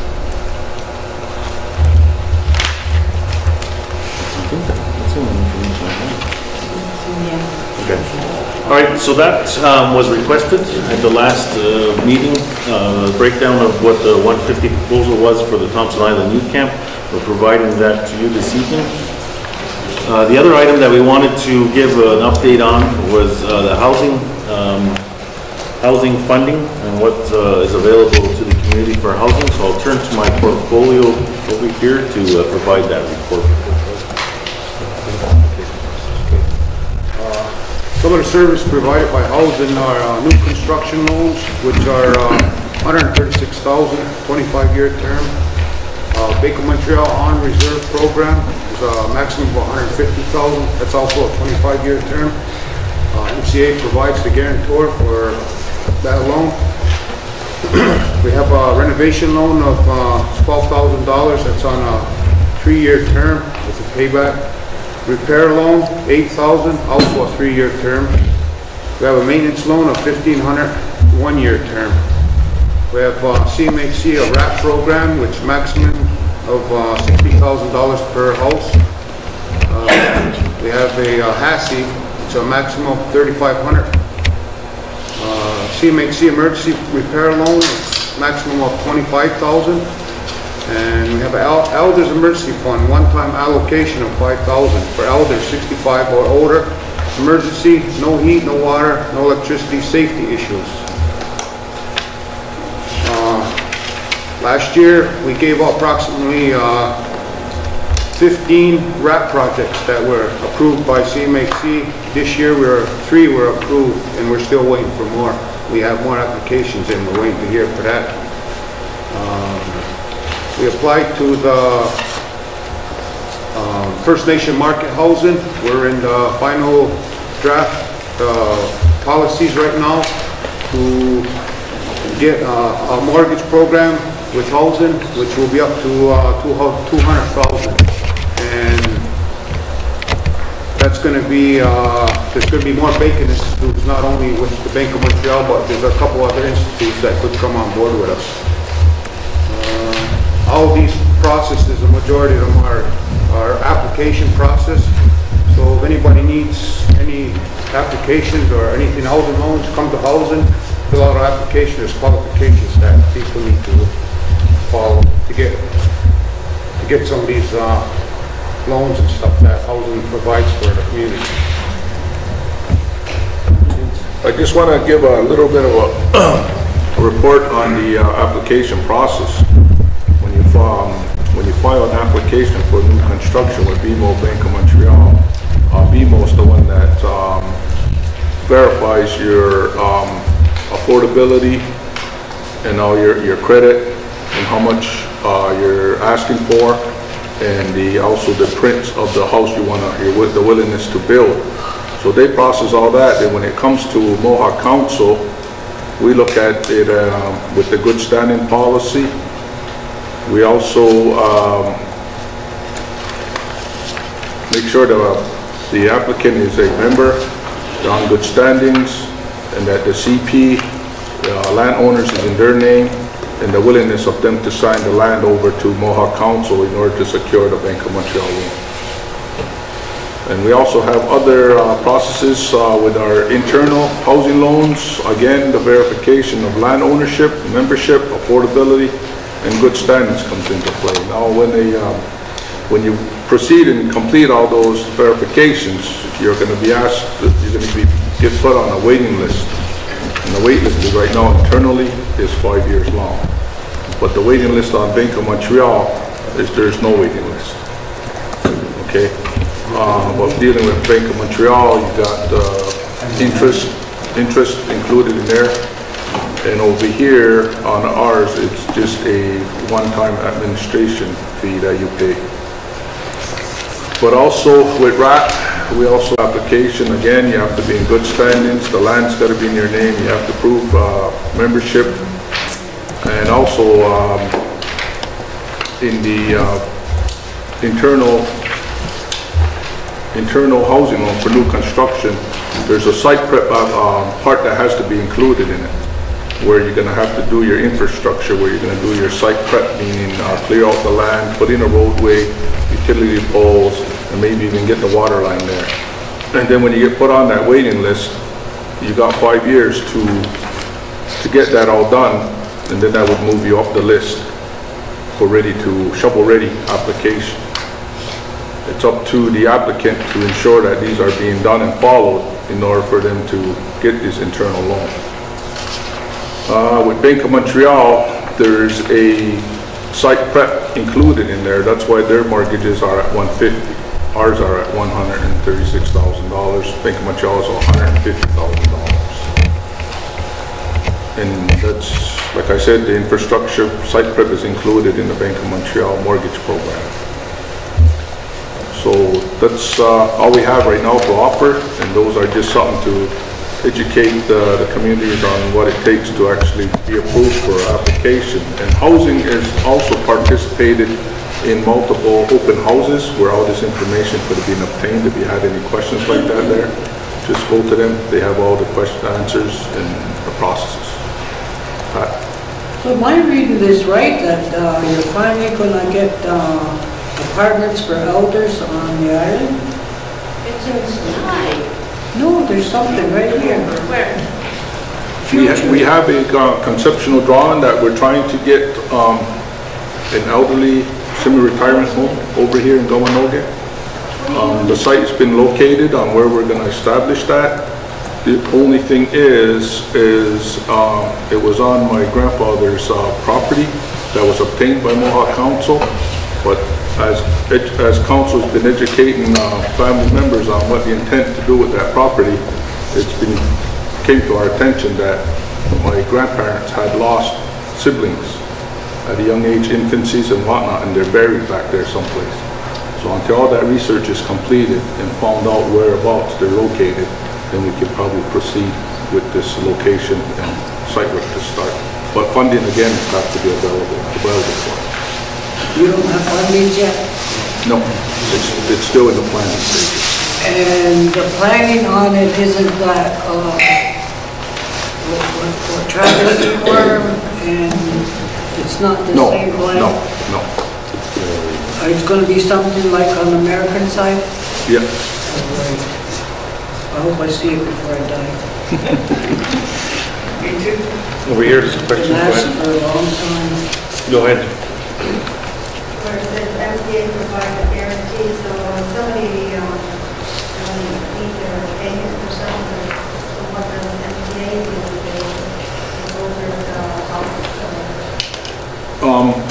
If it's, Bank of Montreal has to do their process by informing them with letters of arrears. And then once it gets down to a certain stage and nothing's been corrected, and then it's Mohawk Council's duties to work with the individuals on trying to get them up to par. There's also a little clause in the application process where they include family members that have a willingness to help out to put the family member back in good standings with Bank of Montreal. That step has to take place first, and if that's exhausted and there's no willingness there, then they proceed to the next stage. And the next stage is whenever Bank of Montreal comes down and says, we met with them, they don't have a plan, we exhausted all our resources to get them back on good track, and then there's this process of demand comes into effect, where it started where Bank of Montreal and Mohawk Council start to proceed for eviction and taking over the home. That's how the process is. Ideally, that's the way it's supposed to be. Are you talking one payment, two payments, three payments? Because I know there are people that got houses through MCA, not through Bank of Montreal loan program, and they still have their houses, they don't pay on it, and my understanding is they get, you know, help through, I don't want to call it, but the community support program helps them. So when you take a working family and say they come on hard times and they miss one payment, does MCA come down and take over the home and the land? No, no. It's a long process. Takes maybe 6 months to a year. Any questions? Any more questions? Go ahead. You mentioned at one of the meetings that Mohawk Council Housing was $10 million in arrears in previous housing loans. Is council trying to get the money back? We are doing a review of policies and procedures right now. This is where this non-good standings policy came from. It's because of non-payback of rental loans, small loans, and that's really where the substantial amount of the debt, or I would say deficit, occurred. So we have to strengthen our policies and have more bite on how to do it. And that's what the housing department and the housing authority is working on. Can you just let them know about the survey that we have ongoing? Housing survey going on? You can win a free security discount? That's not ours? No. Okay. All right, any other questions in the back? Are you going to look into or research into the trend of people buying tiny homes that might sell at the gap? You're talking 150 to 136,000 a year, where tiny homes can be built for like 120,000.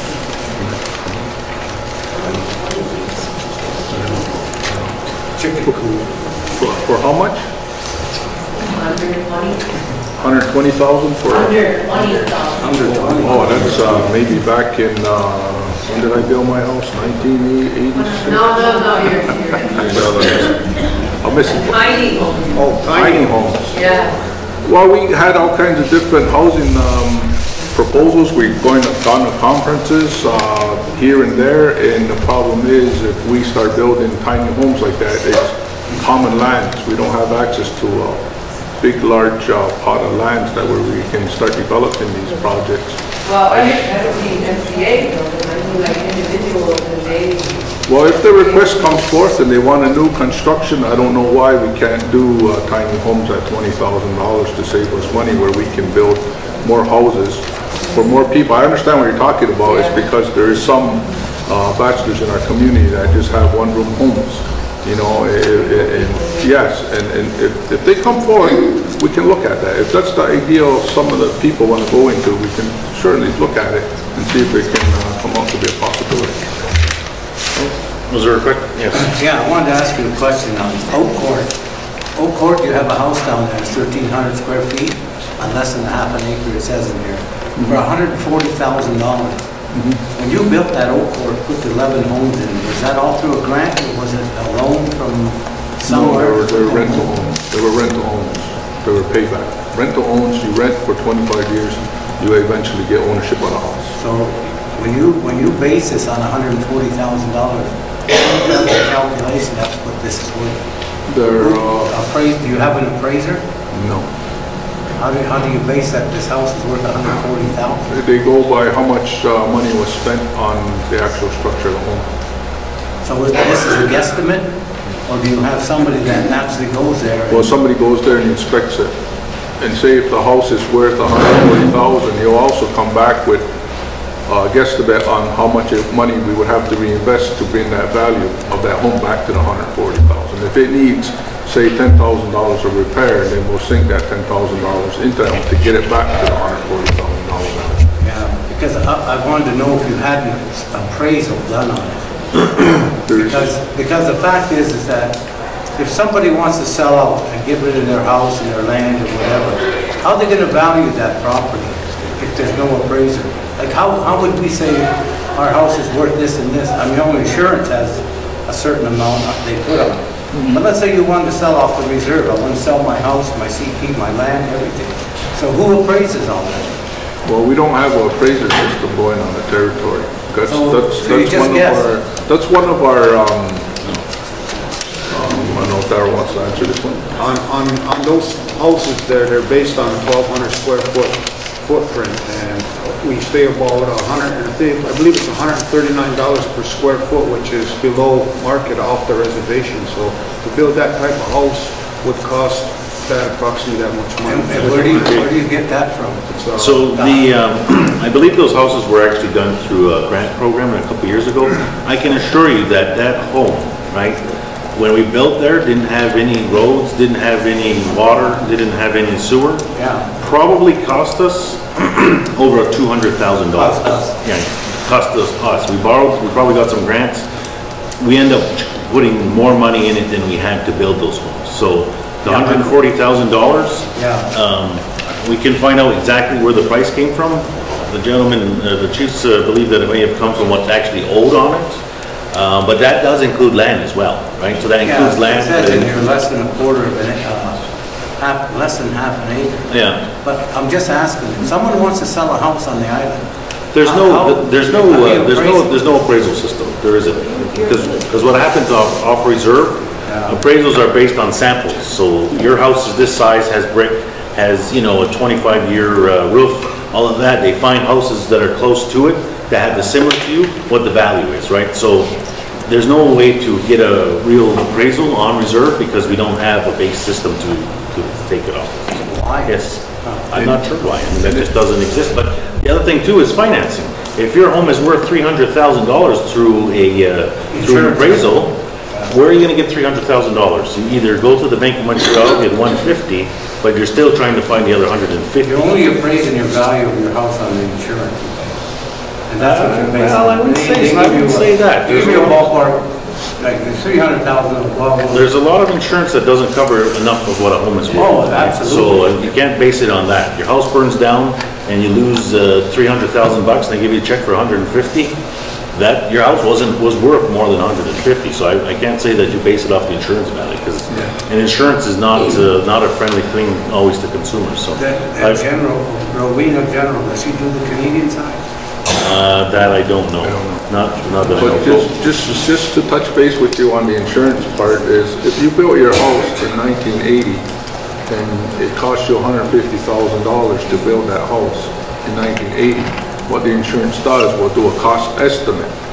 When it burns down in 2020, they'll give you that money to build your house back to the value of the $150, not a $275,000 home. It's because the cost of building that same type of home in 1980 is a lot more to build it back to what it originally was now. So cost of living increases are all accumulated in your insurance. So you can't take your insurance policy and go to a place, well, they value my house that's for the reconstruction of that home now than what it was. One of our follow-up items will be to get a better breakdown as to how we arrived at the 140, but I can assure you that when we built it, we paid a lot more. No, I'm just asking a question, like other people, if you have a house and you're inherited the house and you don't want it, or you want to sell it.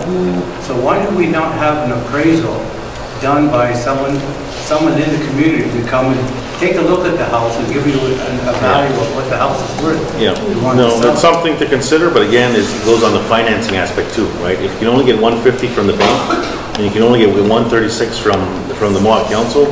Not the council. not the council. No, I know, but where are you gonna get the money to buy it from somebody? Your house can be valued at $500,000. If you're off reserve, your house is worth $500,000, you go to the bank with good credit and get it, right? Here we can't. So the appraisal system works great, but you can't sell it to anybody. You could sell to another Indian. Well, the one that has a bag of cash laying around. No, you can get a loan, but you'd like to get Up it to appraised. 150 though, that's what I'm saying. You know?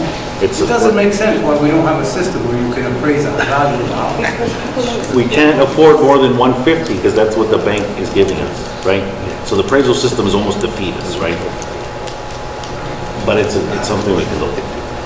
Go ahead, what's your question? I was just wondering, these housing, these build-outs, are they building them to energy efficiency and needs protocols, or how is that working? Gentlemen have an answer. Yeah, we are moving in that direction to make them energy efficient homes.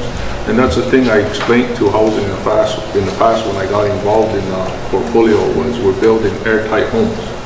But we're not finishing them up by having them not have air replacement ventilation systems. So that's a big thing, and we're making them also airtight with the vapor barriers and with the new products out there today. And yet we're still working on it. And to do this, we're starting to find out slowly. We're starting to find out that 136,000 isn't enough.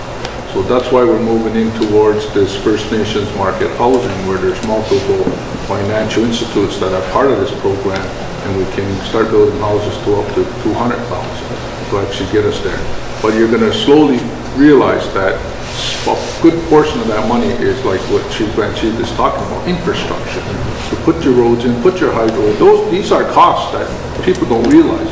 They think they're going to get $150,000 and they're going to build this nice big dream house. Then you turn around, oh, where's my leach field? Where's my septic? Oh, geez, look at my road. I'm driving on mud and grass. You know, those are things that they have to think about before they go into new construction. I think the air exchangers should be included in that though, because wasn't there a problem with mold and stuff in these homes that had been built previously? Yes, I totally agree. It's because when we look at these prints that come in, and those are one of the things the HRVs are to be included in them. And some of our rental-owned units over here in Roanoke have had those HRVs installed at new construction. Yeah, so it's... I think also one thing to also keep in mind outside of the cost and all that would be reps and warranties with your contractor. Whoever is doing it should be kind of... They got a 1 year. 1 year? 1 year. They secure a 1 year warranty on their construction. Yeah, no, that's a good point. I mean, the guy builds your house, goes out of business or moves away, your roof blows off, right? Because of 44 craftsmanship. Or files bankruptcy. Yeah. Okay, so, yes, in the back. One more question. Okay. And I was just listening to the whole conversation about homes and how the appraisal of homes are more than 150,000. Well, a couple years ago, I read in the Indian Times there was a $300,000 cottage put out for sale, and that's on a leased land. So what does Mohawk Council do when a lessee has overexerted their dwelling and it becomes now a $300,000 home, and they no longer want the lease, but the home is on the land. So what happens there? Where does are they able to take the home, or does Mohawk Council, do they take over the home? What happens in that situation? Being it's a leased land, the land is leased, but now they want to sell the cottage, which is valued at $300,000. So what happens in that situation?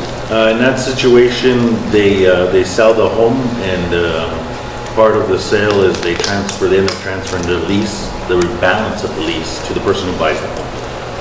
So if they're not able to sell their home, they have to continue to lease the land, or if they don't want to lease the land anymore, they have to move their home.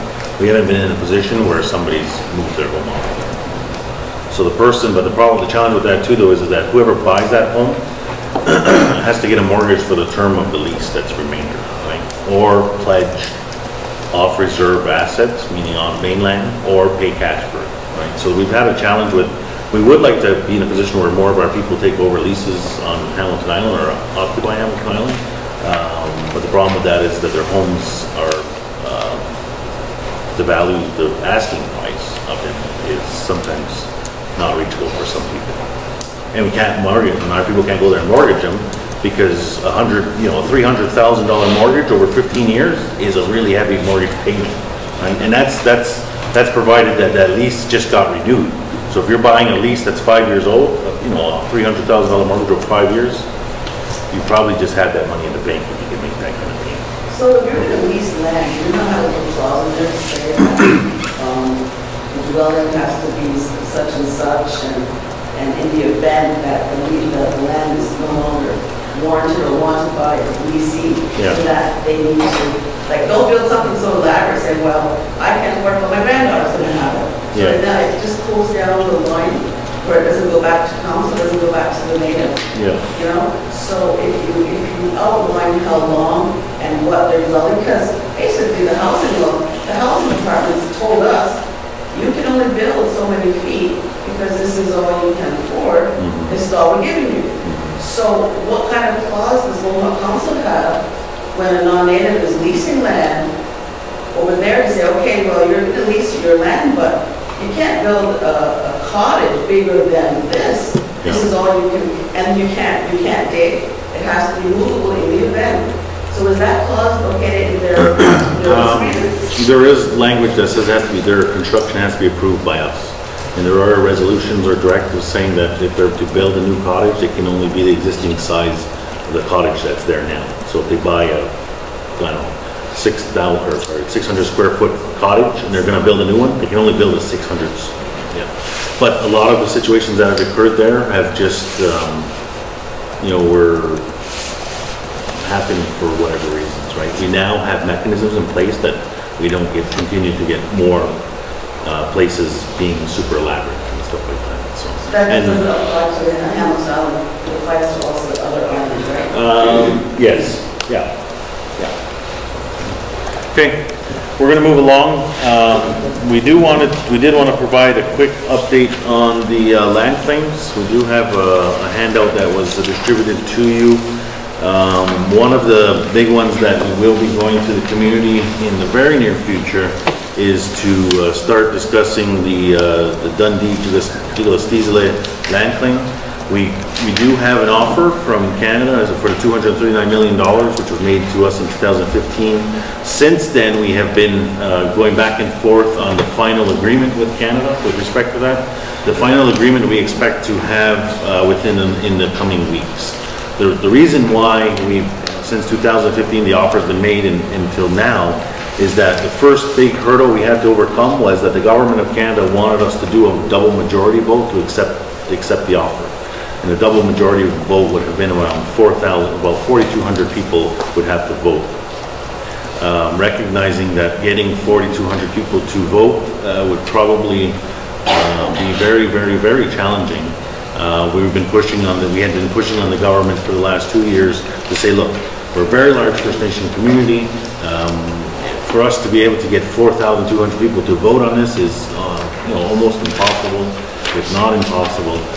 We need to have a better number. So finally the government has said, okay, we'll go and proceed with 25%, which is around 2,200. And when we enacted the couples property law by electronic voting, we hit about 2,000 people. So we will be rolling out the campaign to accept or reject the Dundee claim in the very near future. We've been just waiting to have the actual agreement between Canada and Akwesasne in hand, ready to go, so that we can bring that to the people and educate you on that. Because you're going to want, people are going to want to know what does the agreement say, what are the parameters. So we should be rolling that out in the next probably month or so. At least start having those conversations again. Over the last year, Arrow has been having information sessions just on the historical aspect of the Dundee claim and how we arrived at the claim research, the history behind it, as well as a bit on negotiations and the actual settlement that's in place. Yes. At the district meeting, it was brought up about we went to the trust meeting. Patty Francis was saying that it's locked down. The trust is locked. The principal of the money is locked. You can't access it. You're only playing around with the interest of the money. Anyway, we asked at the meeting, the Dundee claim, if you accept the money, it's going to go into the trust. And according to Patty says, no, it's entirely different. Dundee's over here, and the community trust is over here. Yeah. Now at the district meeting, one of the district chiefs mentioned that it's not up to Patty Francis, it's up to the community. If they decide to put the money into that trust, it's up to the community to decide that. So who's telling the truth? Is she telling the truth, or is it? Well, I'm not sure that anybody there was not telling the truth. But the decision, what's going to be done with the 239 will ultimately lie with the community. What we are going to be doing over the next month or so is having conversations with the community to say, look, this is some financial options that we're looking at. The end of the day, when we have the vote to accept or reject the offer, it will include what will happen with the money, right? So we're looking at some different parameters, potentially establishing a new trust, potentially looking at establishing a trust that's specific for funding additional or new land or more land claims specifically to that, as part of money to do infrastructure projects over a certain period of time for the community, investment strategies, possibly, some economic investments. Those parameters is going to be part of the end of the day question. So we're not going to vote on the offer and not know what's going to happen with the money. The question will be, if you accept the offer, this is what we're going to do with it. So those actually in the last 2-3 years, as our Aboriginal Rights and Research officers have been going, our staff have been going to the community since the offer has come and engaged in the community. So out of all of the engagements that they've had with community, with our MCA staff, and with council, those were the two main questions that came up of all of these discussions in the history. What is going to happen with the money, or where's the money going to go, and what's going to happen with the land? How is that? So those are the two main questions that we're going to focus on. And as Grand Chief said, I mean, that is what we need to engage with the community, because now we've already had a trust. It's in place. We're utilizing it. So do we want to see another type of trust? Do we invest in this, not put all our eggs in one basket? Do we take a look at another? So those are all the financial vehicles that we need to take a look at so that we can provide the community what would be the best venue on where this is going to go. So those are the two main questions that we're going to really focus on, is the financial vehicle and what is going to happen with the land. Yeah. So when we head to the vote, that answer will be there to help you inform your decision of whether or not to accept or reject it. I don't have a lot of trouble with that. Online voting and all that crap. Or going like the MRP. Yeah, unfortunately. Number nine, and gave a bunch of gifts and paid people for the vote. Well, it's not right. This referendum vote will be done electronically. There is no way that we can run a paper ballot vote, expect 2,000 people to come out and vote. We will be running electronically. I think we're doing both. And one thing, Karen, I didn't like about that community trust that I didn't understand is the principle that money's locked down. I didn't realize it.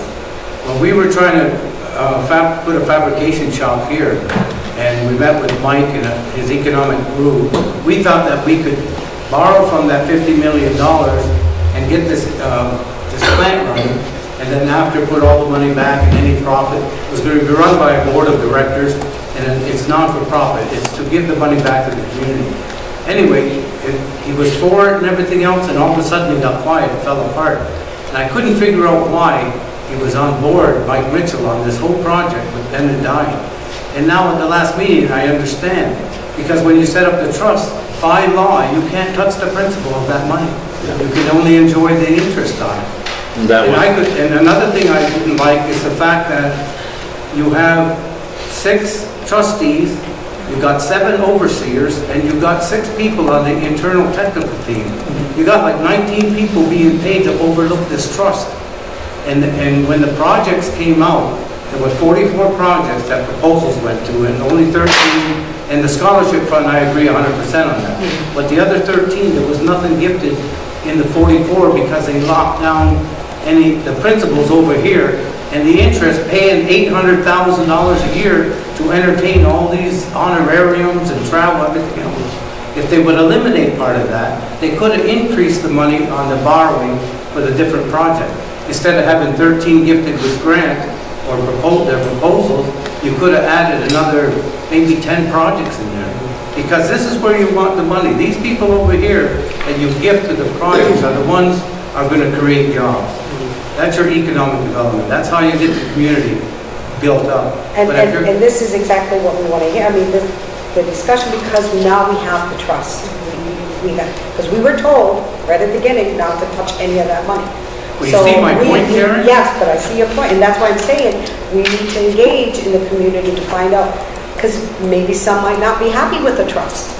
So we have to look at alternatives, maybe something that's more accessible that we can utilize within the projects that need to be done within the community because of the constraints that the existing trust. But it doesn't mean that we can't still provide some of that money or a piece of that money into the existing trust to build that up. But we don't have to put all our eggs in that. So that's why we're really focusing on and doing some internal planning and getting the expertise, because I'm not, to saying, okay, so we need to hear from the community. What is the best way that we can best utilize this money and easy accessibility? I hear you. You see, Karen, I didn't know by law that they had locked down the principle of that money. And you take the 239 million and stick it with the 50 million and it's locked down. The principle of that money we're never going to enjoy in our lifetime. And what's happening is you're going to take the interest, the pot of interest, and everybody's going to get paid $800,000, $900,000 a year to enjoy all the interest of the money and give very little to projects. So I don't agree with, it should be able to, and I agree with you, set it up in a position where you can create more jobs. So those conversations we'll be having, and by the end of the day, when the vote happens, and I would correct it, there will be in-person voting by paper, but there will also be online voting. Because only by paper in person, we will not get 2,200 people to vote. So there will be a combination of both. There will be a voting day, but there will also be people out canvassing for a period of time, asking whether or not people accept it. And what's it going to be more or less? You want the money or want the land? Right? Or the land's not even an offer, right?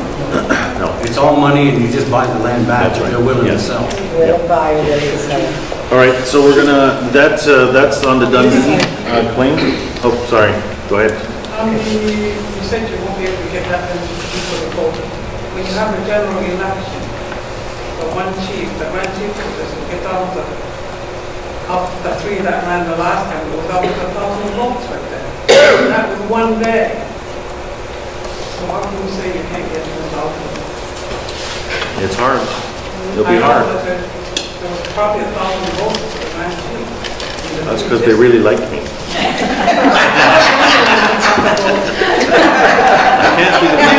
I can't think of another 1,000 people, though. That's the hard part. No, I mean, those are, no, absolutely. But I mean, we have to be able to go out and get more. So we'll be doing that. Yes. I think that there's always the potential to get those votes, but in order to get those votes, we have to do the education of this claim too. We have to answer the questions that David's bringing forward, all the questions, and people have to have their input, and we have to hear their input, and that's going down to the financial component of all of this. People want to see where that will go. So I think if we spend the next few weeks working really hard on educating our community and what this claim is all about and the outcome of it in the future, because we're looking 7 generations to use the result of this claim, not just for tomorrow or the next couple of years. We have generations to look at. So that's why we need our community out there to vote. We have to be able to look forward. You never know, we could look at additional housing needs in there. You know, you can put that into something that could create ongoing funding for housing. But we need to hear that from the community. So if we can get a solid financial picture of what this could look like for us in years to come, then maybe we can get those votes out there in one day. But that's not a guarantee, so we have to have an alternative an alternative measure to help us get to that goal? Connie, I don't know if this has been brought up before, but if you put the $50 million in with the 249 or 239, would that, what will the government do? What will the government do when they find out you've got $300 million sitting there in principle in your own, for the community? Are they going to do something to disrupt the funding that's coming from the federal government to eliminate, force you to use that money? And say, now you're sitting on $300 million, we fund you $110 million to run the reserve. So is there any way that that could interfere with your funding coming from the government, knowing that you're sitting on $300 million? I don't believe that could happen because I would expect it as part of the agreement. Oh, it's in the agreement? Yeah, it is, yeah. Dennis? Just a point to build on that, Dave. Food for thought for the people out there, the audience. Norway took a $250 million payment that they were given. They turned that into a $9 billion generating fund. They don't depend on anybody for anything. $9 billion. They turned $250 million into $9 billion. They don't depend on anybody. And that's the question for you, Dave, and your answer is that we can turn that $239 million into our own source revenue, and we won't have to depend on anybody for anything. If it's done right. If it's done right. If it's done right. $250 million to $9 billion in less than 10 years. But you know, Connie, if you don't invest this money, what's going to happen is the people that you invested the money with, just like the $50 million, are the ones actually enjoying the money. That's not true, Dave. We said in the same meeting, they gave out $1.4 million. $1.3 million last year, $1.4 million this year. Yeah. We sat at the meeting, so your assertion of $800,000 to projects is wrong. No. $1.4 million. The principle of the money, the investors are the ones enjoying that $50 million. Well, we enjoy it too because we make money off it, and we got two different investors. One invests this way, one invests that way, so we don't have all our eggs in one basket. So, okay, we're going to move along. We want to cover, we have a bit more things to cover before the night is out. So there is the other claims that are updated in there, as well as the Seaway claim, which we are attempting to negotiate the Seaway claim out of courts. We expect that within the next two months or so that we'll start having conversations with the community on what a settlement may look like for the Seaway claim, as well as the U.S. claim. The 1796 claim continues to be negotiated between the Sarismog tribe and the counties with respect to that, with the assistance of the New York State.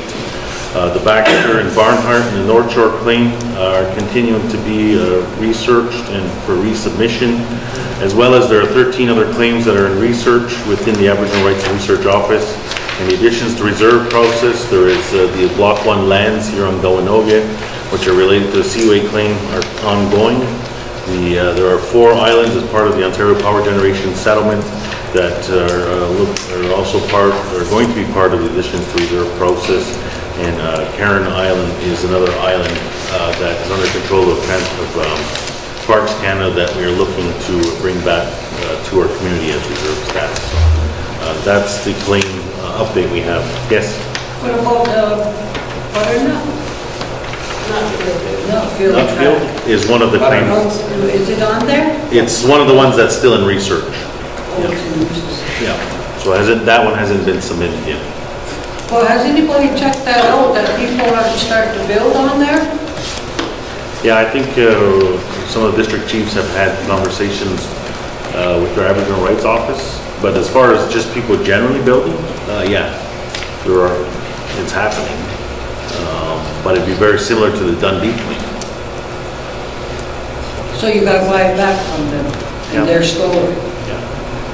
That's bullshit. Yeah. No, that's how the claims right now. That's how claims right now are resolved. But why do we keep doing that? Yeah. No, that's something that we have had lots of conversation as well about. The other thing is that we just continue to hold out. I do believe that those policies of the government will change, that they will return land, but they're just not there yet. The only thing they give is money and the ability to buy it back. That's as it exists now. Yes? I have 2 questions. First question, how far north is the North Shore pipe road? 18 miles. I think it's 14 or 18 miles. Yeah. Prescott to River Baudet. Yeah. It's On huge. the 138, right? 138. Yeah, And you're- Prescott, all the way to River Baudet, 18 miles north, 4 on and everything. Yeah, it's 14 to 18 miles or kilometers deep from the shore up. Second question, ladies were better not to track. Years ago, I met a colleague that worked at Action Live there, and when they bought the land, and they were, years ago, when we got married, they were told that if ever there came a day, because it is inland, and if it ever came a day that the Mohawks would get the land back, that they would lose their house and their farm and that. So to this day, her and her husband have never built, they've only renovated because they don't want to put money into a home that they'll never own, because they know, and a lot of people that own land and farms know that that land is in the land. Yeah, the deeds are on that. It's in the deeds as well. It's in the deeds. So if it's in the deed, then Yeah. it's right there, like you can. Well, that's one thing we brought up in the meeting was that the CN, the railroad that runs through there, the gas lines, everything, we should have been collecting revenue on that a long time ago. If it's Indian land and our land, and nobody seems to pursue it. But they say that they do know. No, that's good. That's good information to share. So, any other final questions on the land claims? No? Is it our land? Their title, their deeds say it's Indian land.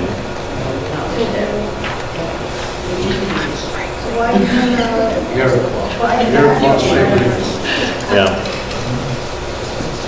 No, I know.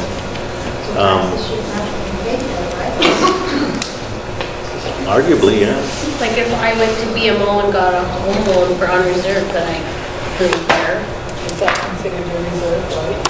Couldn't I claim that that's where I'm building unreserved? That would be something to look into because we're running out of land. No, we'll slate that for follow-up. I know that this same conversation has been had a couple of times, and some of the chiefs have had conversations with our technical staff about it, but we can prepare that for a brief. Yeah. Yes. General comment. Man, that's making me dizzy. I don't know who designed this, your logos there. Their little Lego things there. Oh my God, that's terrible. I think we totally need a whole new, whatever it is. And it looks like that turkey there's doing something on the log. It's terrible. If that represents our community, I'm ashamed. Thank you for the Get feedback. somebody working on something. It looks like Legos and the dumb turkey sitting on it. It was designed a year ago. Yeah. All right, thank you for that. All right, the last item that we wanted to, before we go to business from the floor, was just have a quick conversation with the community. We wanted to let you know that we continuously every year get inquiries from the Ontario courts to provide them with a ban list. They want to know who the members of our community are so that they can put them in the registry system to be jurors, to participate in jury duty as Ontarians, in this case, are required to do by law. We have always said that it's a contravention of the true wampum. We won't have our people participate in a system that is foreign. But one of the things that is increasingly over the last number of years has become more and more evident is that our people as a whole is just as Indigenous in our community, who is unfortunately are overrepresented in the justice system.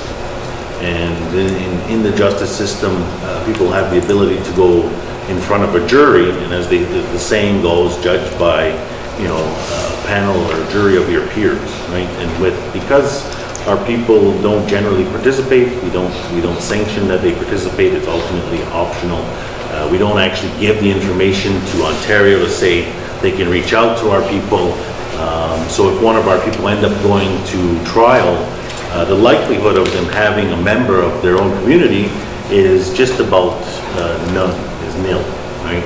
It's a random process to begin with, and if you have 5 Mohawks in the pool of 60,000, you're probably not going to get one of them.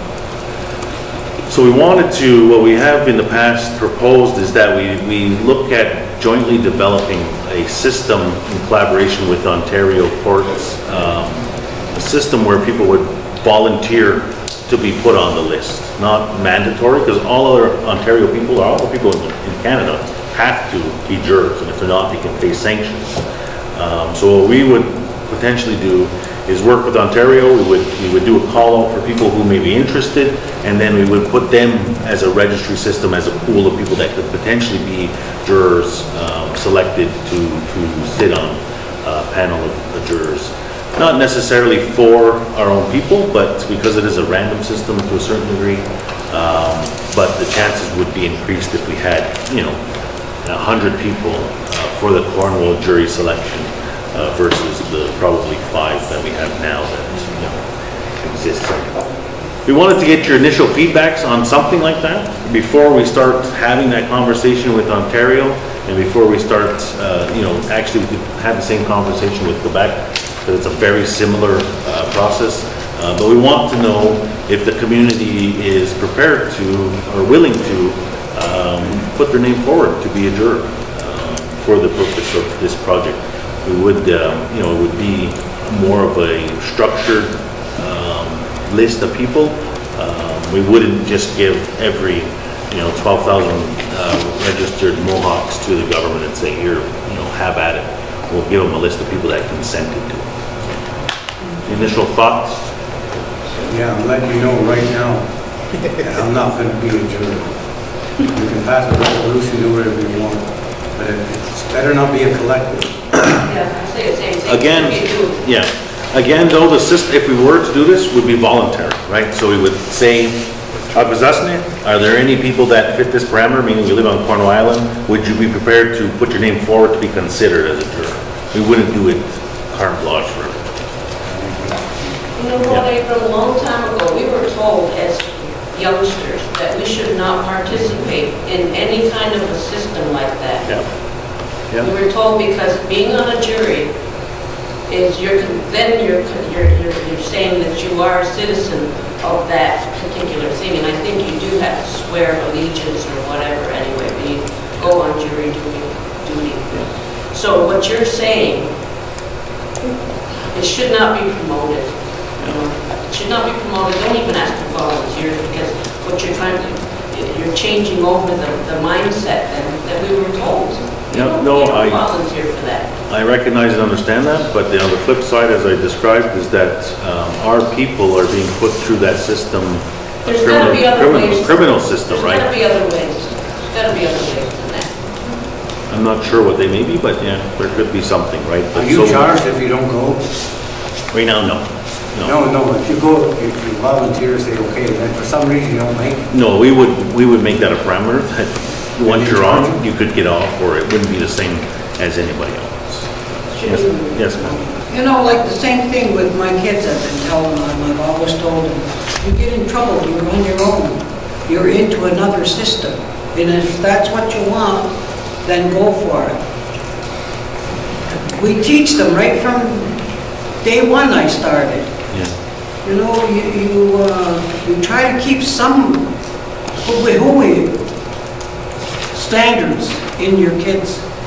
Otherwise, we're going to do just like you were asking, then become a white man. Well, I mean, there are, again, we want your feedback. I mean, the reality is, though, is that there's an over-representation of our people in the justice system. So, you know that, but there's got to be other solutions. Not every. Looking at it this way or that way. There's other solutions, a million of them. The other solution would be that the youth never left the reservation. The reality is we're driving on their roads, we're shopping in their stores, we're doing everything else on their land. So what happens? They start rounding. They start. No, but what I'm saying is they're over there. So then they get sent to jail. They don't get a fair trial because it's all white people. You know what, you're still gonna be outvoted anyway. A jury consists of 10 or 12 people. If you're just talking about one or two. But it gives them a chance because they can't come to a decision if one juror doesn't agree. Become a Canadian citizen, that's what you're gonna swear allegiance to.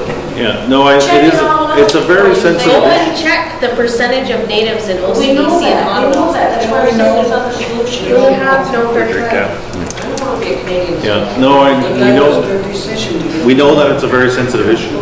And it's not always criminal though either, right? I mean, if you are driving down the city of Cornwall and you kill somebody by accident, you could end up in front of a jury as well, right? So it doesn't matter what your parents and how your parents ingrained in you to be a child and to grow up, to be a responsible adult. There are people charged with, you know, having criminal offenses such as killing somebody in a car accident, right? Or accidentally going off the road and killing somebody. The jury that is going to judge them most likely will be all non-Indigenous people. And that's the theory, right? I mean, that's what we're trying to find out. That's why Gladue came about, okay? But that's in the sentencing, that's after the fact. Gladue is after the fact, So not that's before, another right? solution Yeah, that well, came out of yeah, that. no, So I'm I- saying there's other solutions besides going on a jury. Yeah, there was a comment So over you here. guys, if you're trying to put me on a jury. Again, if we were to develop it, it would be voluntary, But right? then if you're suing them, then you're acting like a Canadian citizen. Right. It goes both ways. It goes Okay. both ways. You can't expect. All right, I have a comment over here. Please acknowledge she has the floor. The Gladue's decision is great, but in Cornwall, they don't understand it. So when you ask for a Gladue report, they think you're asking for a PSR with the Gladue component, which is a page to 5 pages. So before you start talking about they have the Gladue decision in Cornwall, maybe you should sit in court and watch our native people go to jail day in and day out because of that issue. And once you're in their system, you never get out. You never get out. Over here, yes. But when you talk about the Gladue, that's actually the person has already been convicted or whatever, and that's when the Gladue report comes into play. It has nothing to do with the person being charged. That person could be held in custody for whatever number of years until that trial is completed. So, personally, if I was asked, I would put on a jury, because I just totally think that being kind of in that system for over 20 years and seeing and hearing all the Native people incarcerated, and like you said, it could be a car accident, and not that person is following, somebody gets killed, and that person is going to be in front of a jury of all these people who not one of them is Native. And I just believe that. I mean, we're always complaining that we don't have a say with our own people. Being on a jury gives us a say. You know, and I think, well, I was Okay, any other initial comments? Well, there's no decision on this, right? We just wanted to get some initial feedback from you. We will have it at another general meeting because this specifically we've been getting written from the Ontario courts, but the Quebec courts is very similar too. If you're charged with offenses, you could end up in the front of a jury in Quebec that is non-Indigenous people. So. Okay, we're going to move along. We're now going to entertain business from the floor. Was there anything that anybody wanted to raise? Yes. Hi, I'm patiently waiting for this part. Here's a parent of a student who's in the Amby school system. My 3-year-old goes to SNI school. In 6 weeks that school has been in session, he's had 6 injury incidents, 4 of which have been head injuries. The first, he was brought by ambulance to Cornwall. Trying to like stay calm. Okay, I kind of blow it off because he's young, you know, they fall, whatever, but he's not the only kid. So I'm here on behalf of 2 other mothers. Another little boy fell off the playset and hit his head. They didn't notify the mother for 3 hours. The child was put to sleep. After the fact, they called a family member to tell them what had happened and that the child was experiencing stomach pain and nauseous and stuff like that. Symptoms of a concussion. My son had a concussion, and it was mild, like he didn't have as severe symptoms as the second child. That second child's mother didn't really have it in her to come and speak about this. And we understand that as Mohawk Council, you aren't Abby, you can't fix it for us, but we're hoping if you became aware of what is going on, that there could be some kind of safety procedures or protocols put in place, because this is our vulnerable population. A third mother said her son was hit in the back of the head by a swing, but she didn't get to go to the school and find that out, and she also was not notified for 3 to 4 hours and does not know what medical attention he received. Just today, the reason why I'm here, I was at work and I got a phone call that my son had gotten another head injury.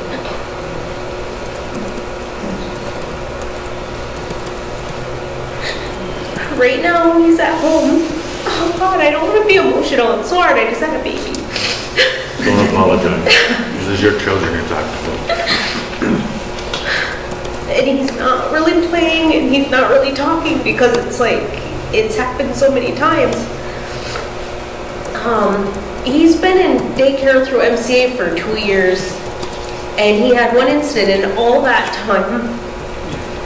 So I can't wrap my mind around how are these little guys getting hurt so much, and school's only been in session for 6 weeks. So that's really why I'm here, is that I only thought it was my kid that was getting hurt, and now I know it's the other little ones too. And they all seem like preventable injuries. Like one was the child fell off the playground, and I know as a early years caregiver, they aren't supposed to be over a certain height. I don't know if maybe they need more aids in there, but maybe if you could just look into it. You know, I do have a good communication with the school, but I just feel like this is too much. We don't know what kind of damage is being done to their little brains. You know, I already see a change in personality, where I don't want to send my kid back, but I have to, because he's enrolled in school, but I feel like he's not safe. And I know accidents happen, but the one that happened today was he walked to get a drink and slipped on water and fell on the back of his head on the hard floor. And I know that shouldn't happen, you know, they're little guys.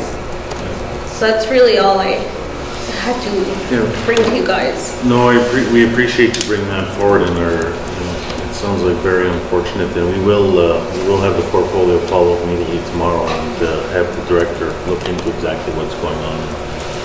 Okay. There's no need to apologize for your emotionalness, because these are your little guys. This is, you're doing your momly duties, absolutely. So we will get in touch with you and as follow up. So, okay. Thank you. Well, my niece's son, who is 14 months old, has a cast on because of being addicted. He fell and broke it. It's not right. Something's wrong. Go ahead. I've noticed recently Mohawk Council has purchased a rapid response vehicle. So when a child gets hurt in any of the preschool districts and the ambulance unit is off call, that rapid response vehicle, who is a qualified paramedic, should be responding to the school to evaluate these children and then make a call and say, we need a unit now. So they can call Seaway, they can call whoever, but there should be no reason why these children, when they get hurt, that rapid response vehicle, which was purchased for such a situation like that, is not being utilized. So I would ask Council, who holds the portfolio for health, ask your ambulance director why that response vehicle was not called in those 3 instances. That is the school is not calling. The school's not calling for medical response. Well, then somebody better be calling somebody. So it's up to to us as parents to fly down there No. and get them. We will, we'll ensure that the policies as well as reviewed. Because a if there's concussion is a calls- brain injury and anything can happen in a matter of seconds. And those are children that falls on the liability of AMI and Mohawk Council. So the school should be reprimanded or the teacher should be questioned why these children were not having first aid immediately. And those teachers should be at least have some kind of first aid qualification or first aid training. And those children's parents should be called immediately. That's on. Well, we will ask for immediate review of the policies to ensure that if there was issues that need to be addressed, they will be addressed. And please use the response vehicle because you purchased it. It's a nice vehicle, nobody uses it. Why drive around in it? Why don't you purchase it? Yeah. I can address the mother here. I'm trained in concussion protocols and trainer for lacrosse team. And some of the symptoms that you talked about, I would suggest that you take your child to CHIO. They have a very good concussion protocol, and they'll check your child. Even if you go there tonight, they'll check your child, and they won't release that child until they are sure that he's passed a concussion protocol and that he's going to be followed up by a pediatric concussion specialist. I would suggest that to you wholeheartedly. Okay, thank you. Over here, there was.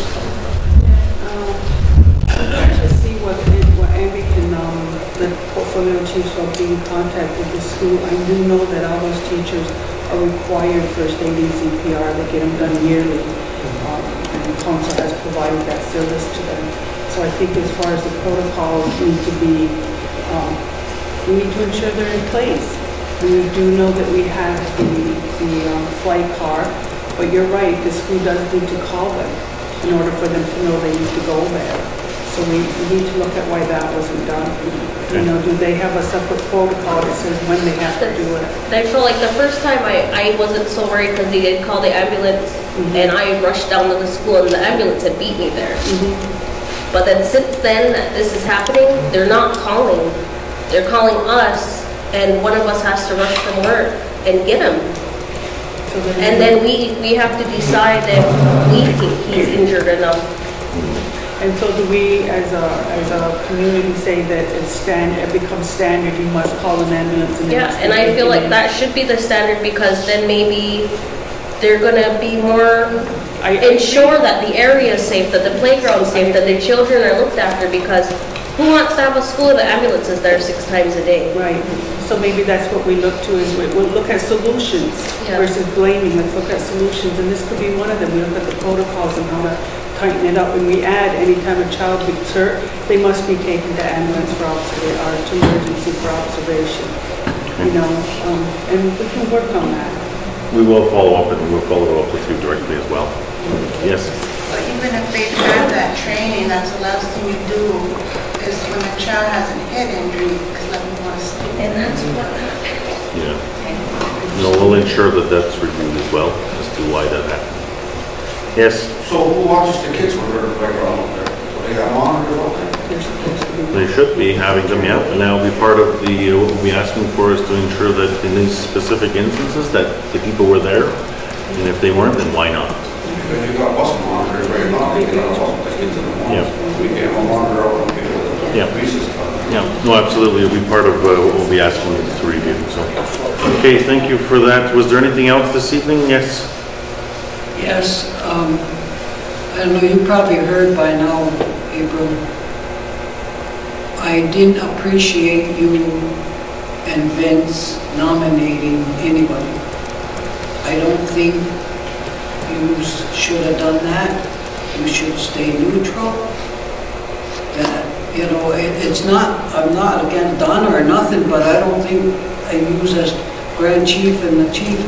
You have, that's why we have a community. If somebody wants to run, then call a community member, not a chief. I don't think that's right. Okay. All right, thank you for sharing that. I mean, there's nothing that bars us from doing it, but I appreciate you bringing that into our but it's common sense. You know, do you have to have something, a law to say that you can't do that? It's common sense. Yeah, April, you should not respond that way. There's a grand chief. Come on now, give us a bit of respect. It doesn't say that. I'm not being disrespectful in any way. But the fact is, common sense, like she said, you being politicians should not give an appearance of unfairness in any of your dealings, and especially among community members. And it's just the appearance, you know that yourself, the appearance that you're promoting somebody else over somebody else. You shouldn't even be caught in that. You really shouldn't. All right. You know, that's all. My response is not to be disrespectful. I understand what you're saying. I acknowledge it. So thank you for bringing it to our attention. Is there any response? Yeah, I just want to comment on that also. I addressed it with Pat and I apologize for what happened. I gave her a whole spiel of what happened with me because she had other people to nominate her and one stepped out and I was there and I said, come on, I thought you were doing this. She said, no, you do it. And I said, no, I didn't want to do this. And then when the other person stepped out and the nomination had to go through, so I stepped in. It's noted, that's all. Yeah, absolutely. Yep. Thank you.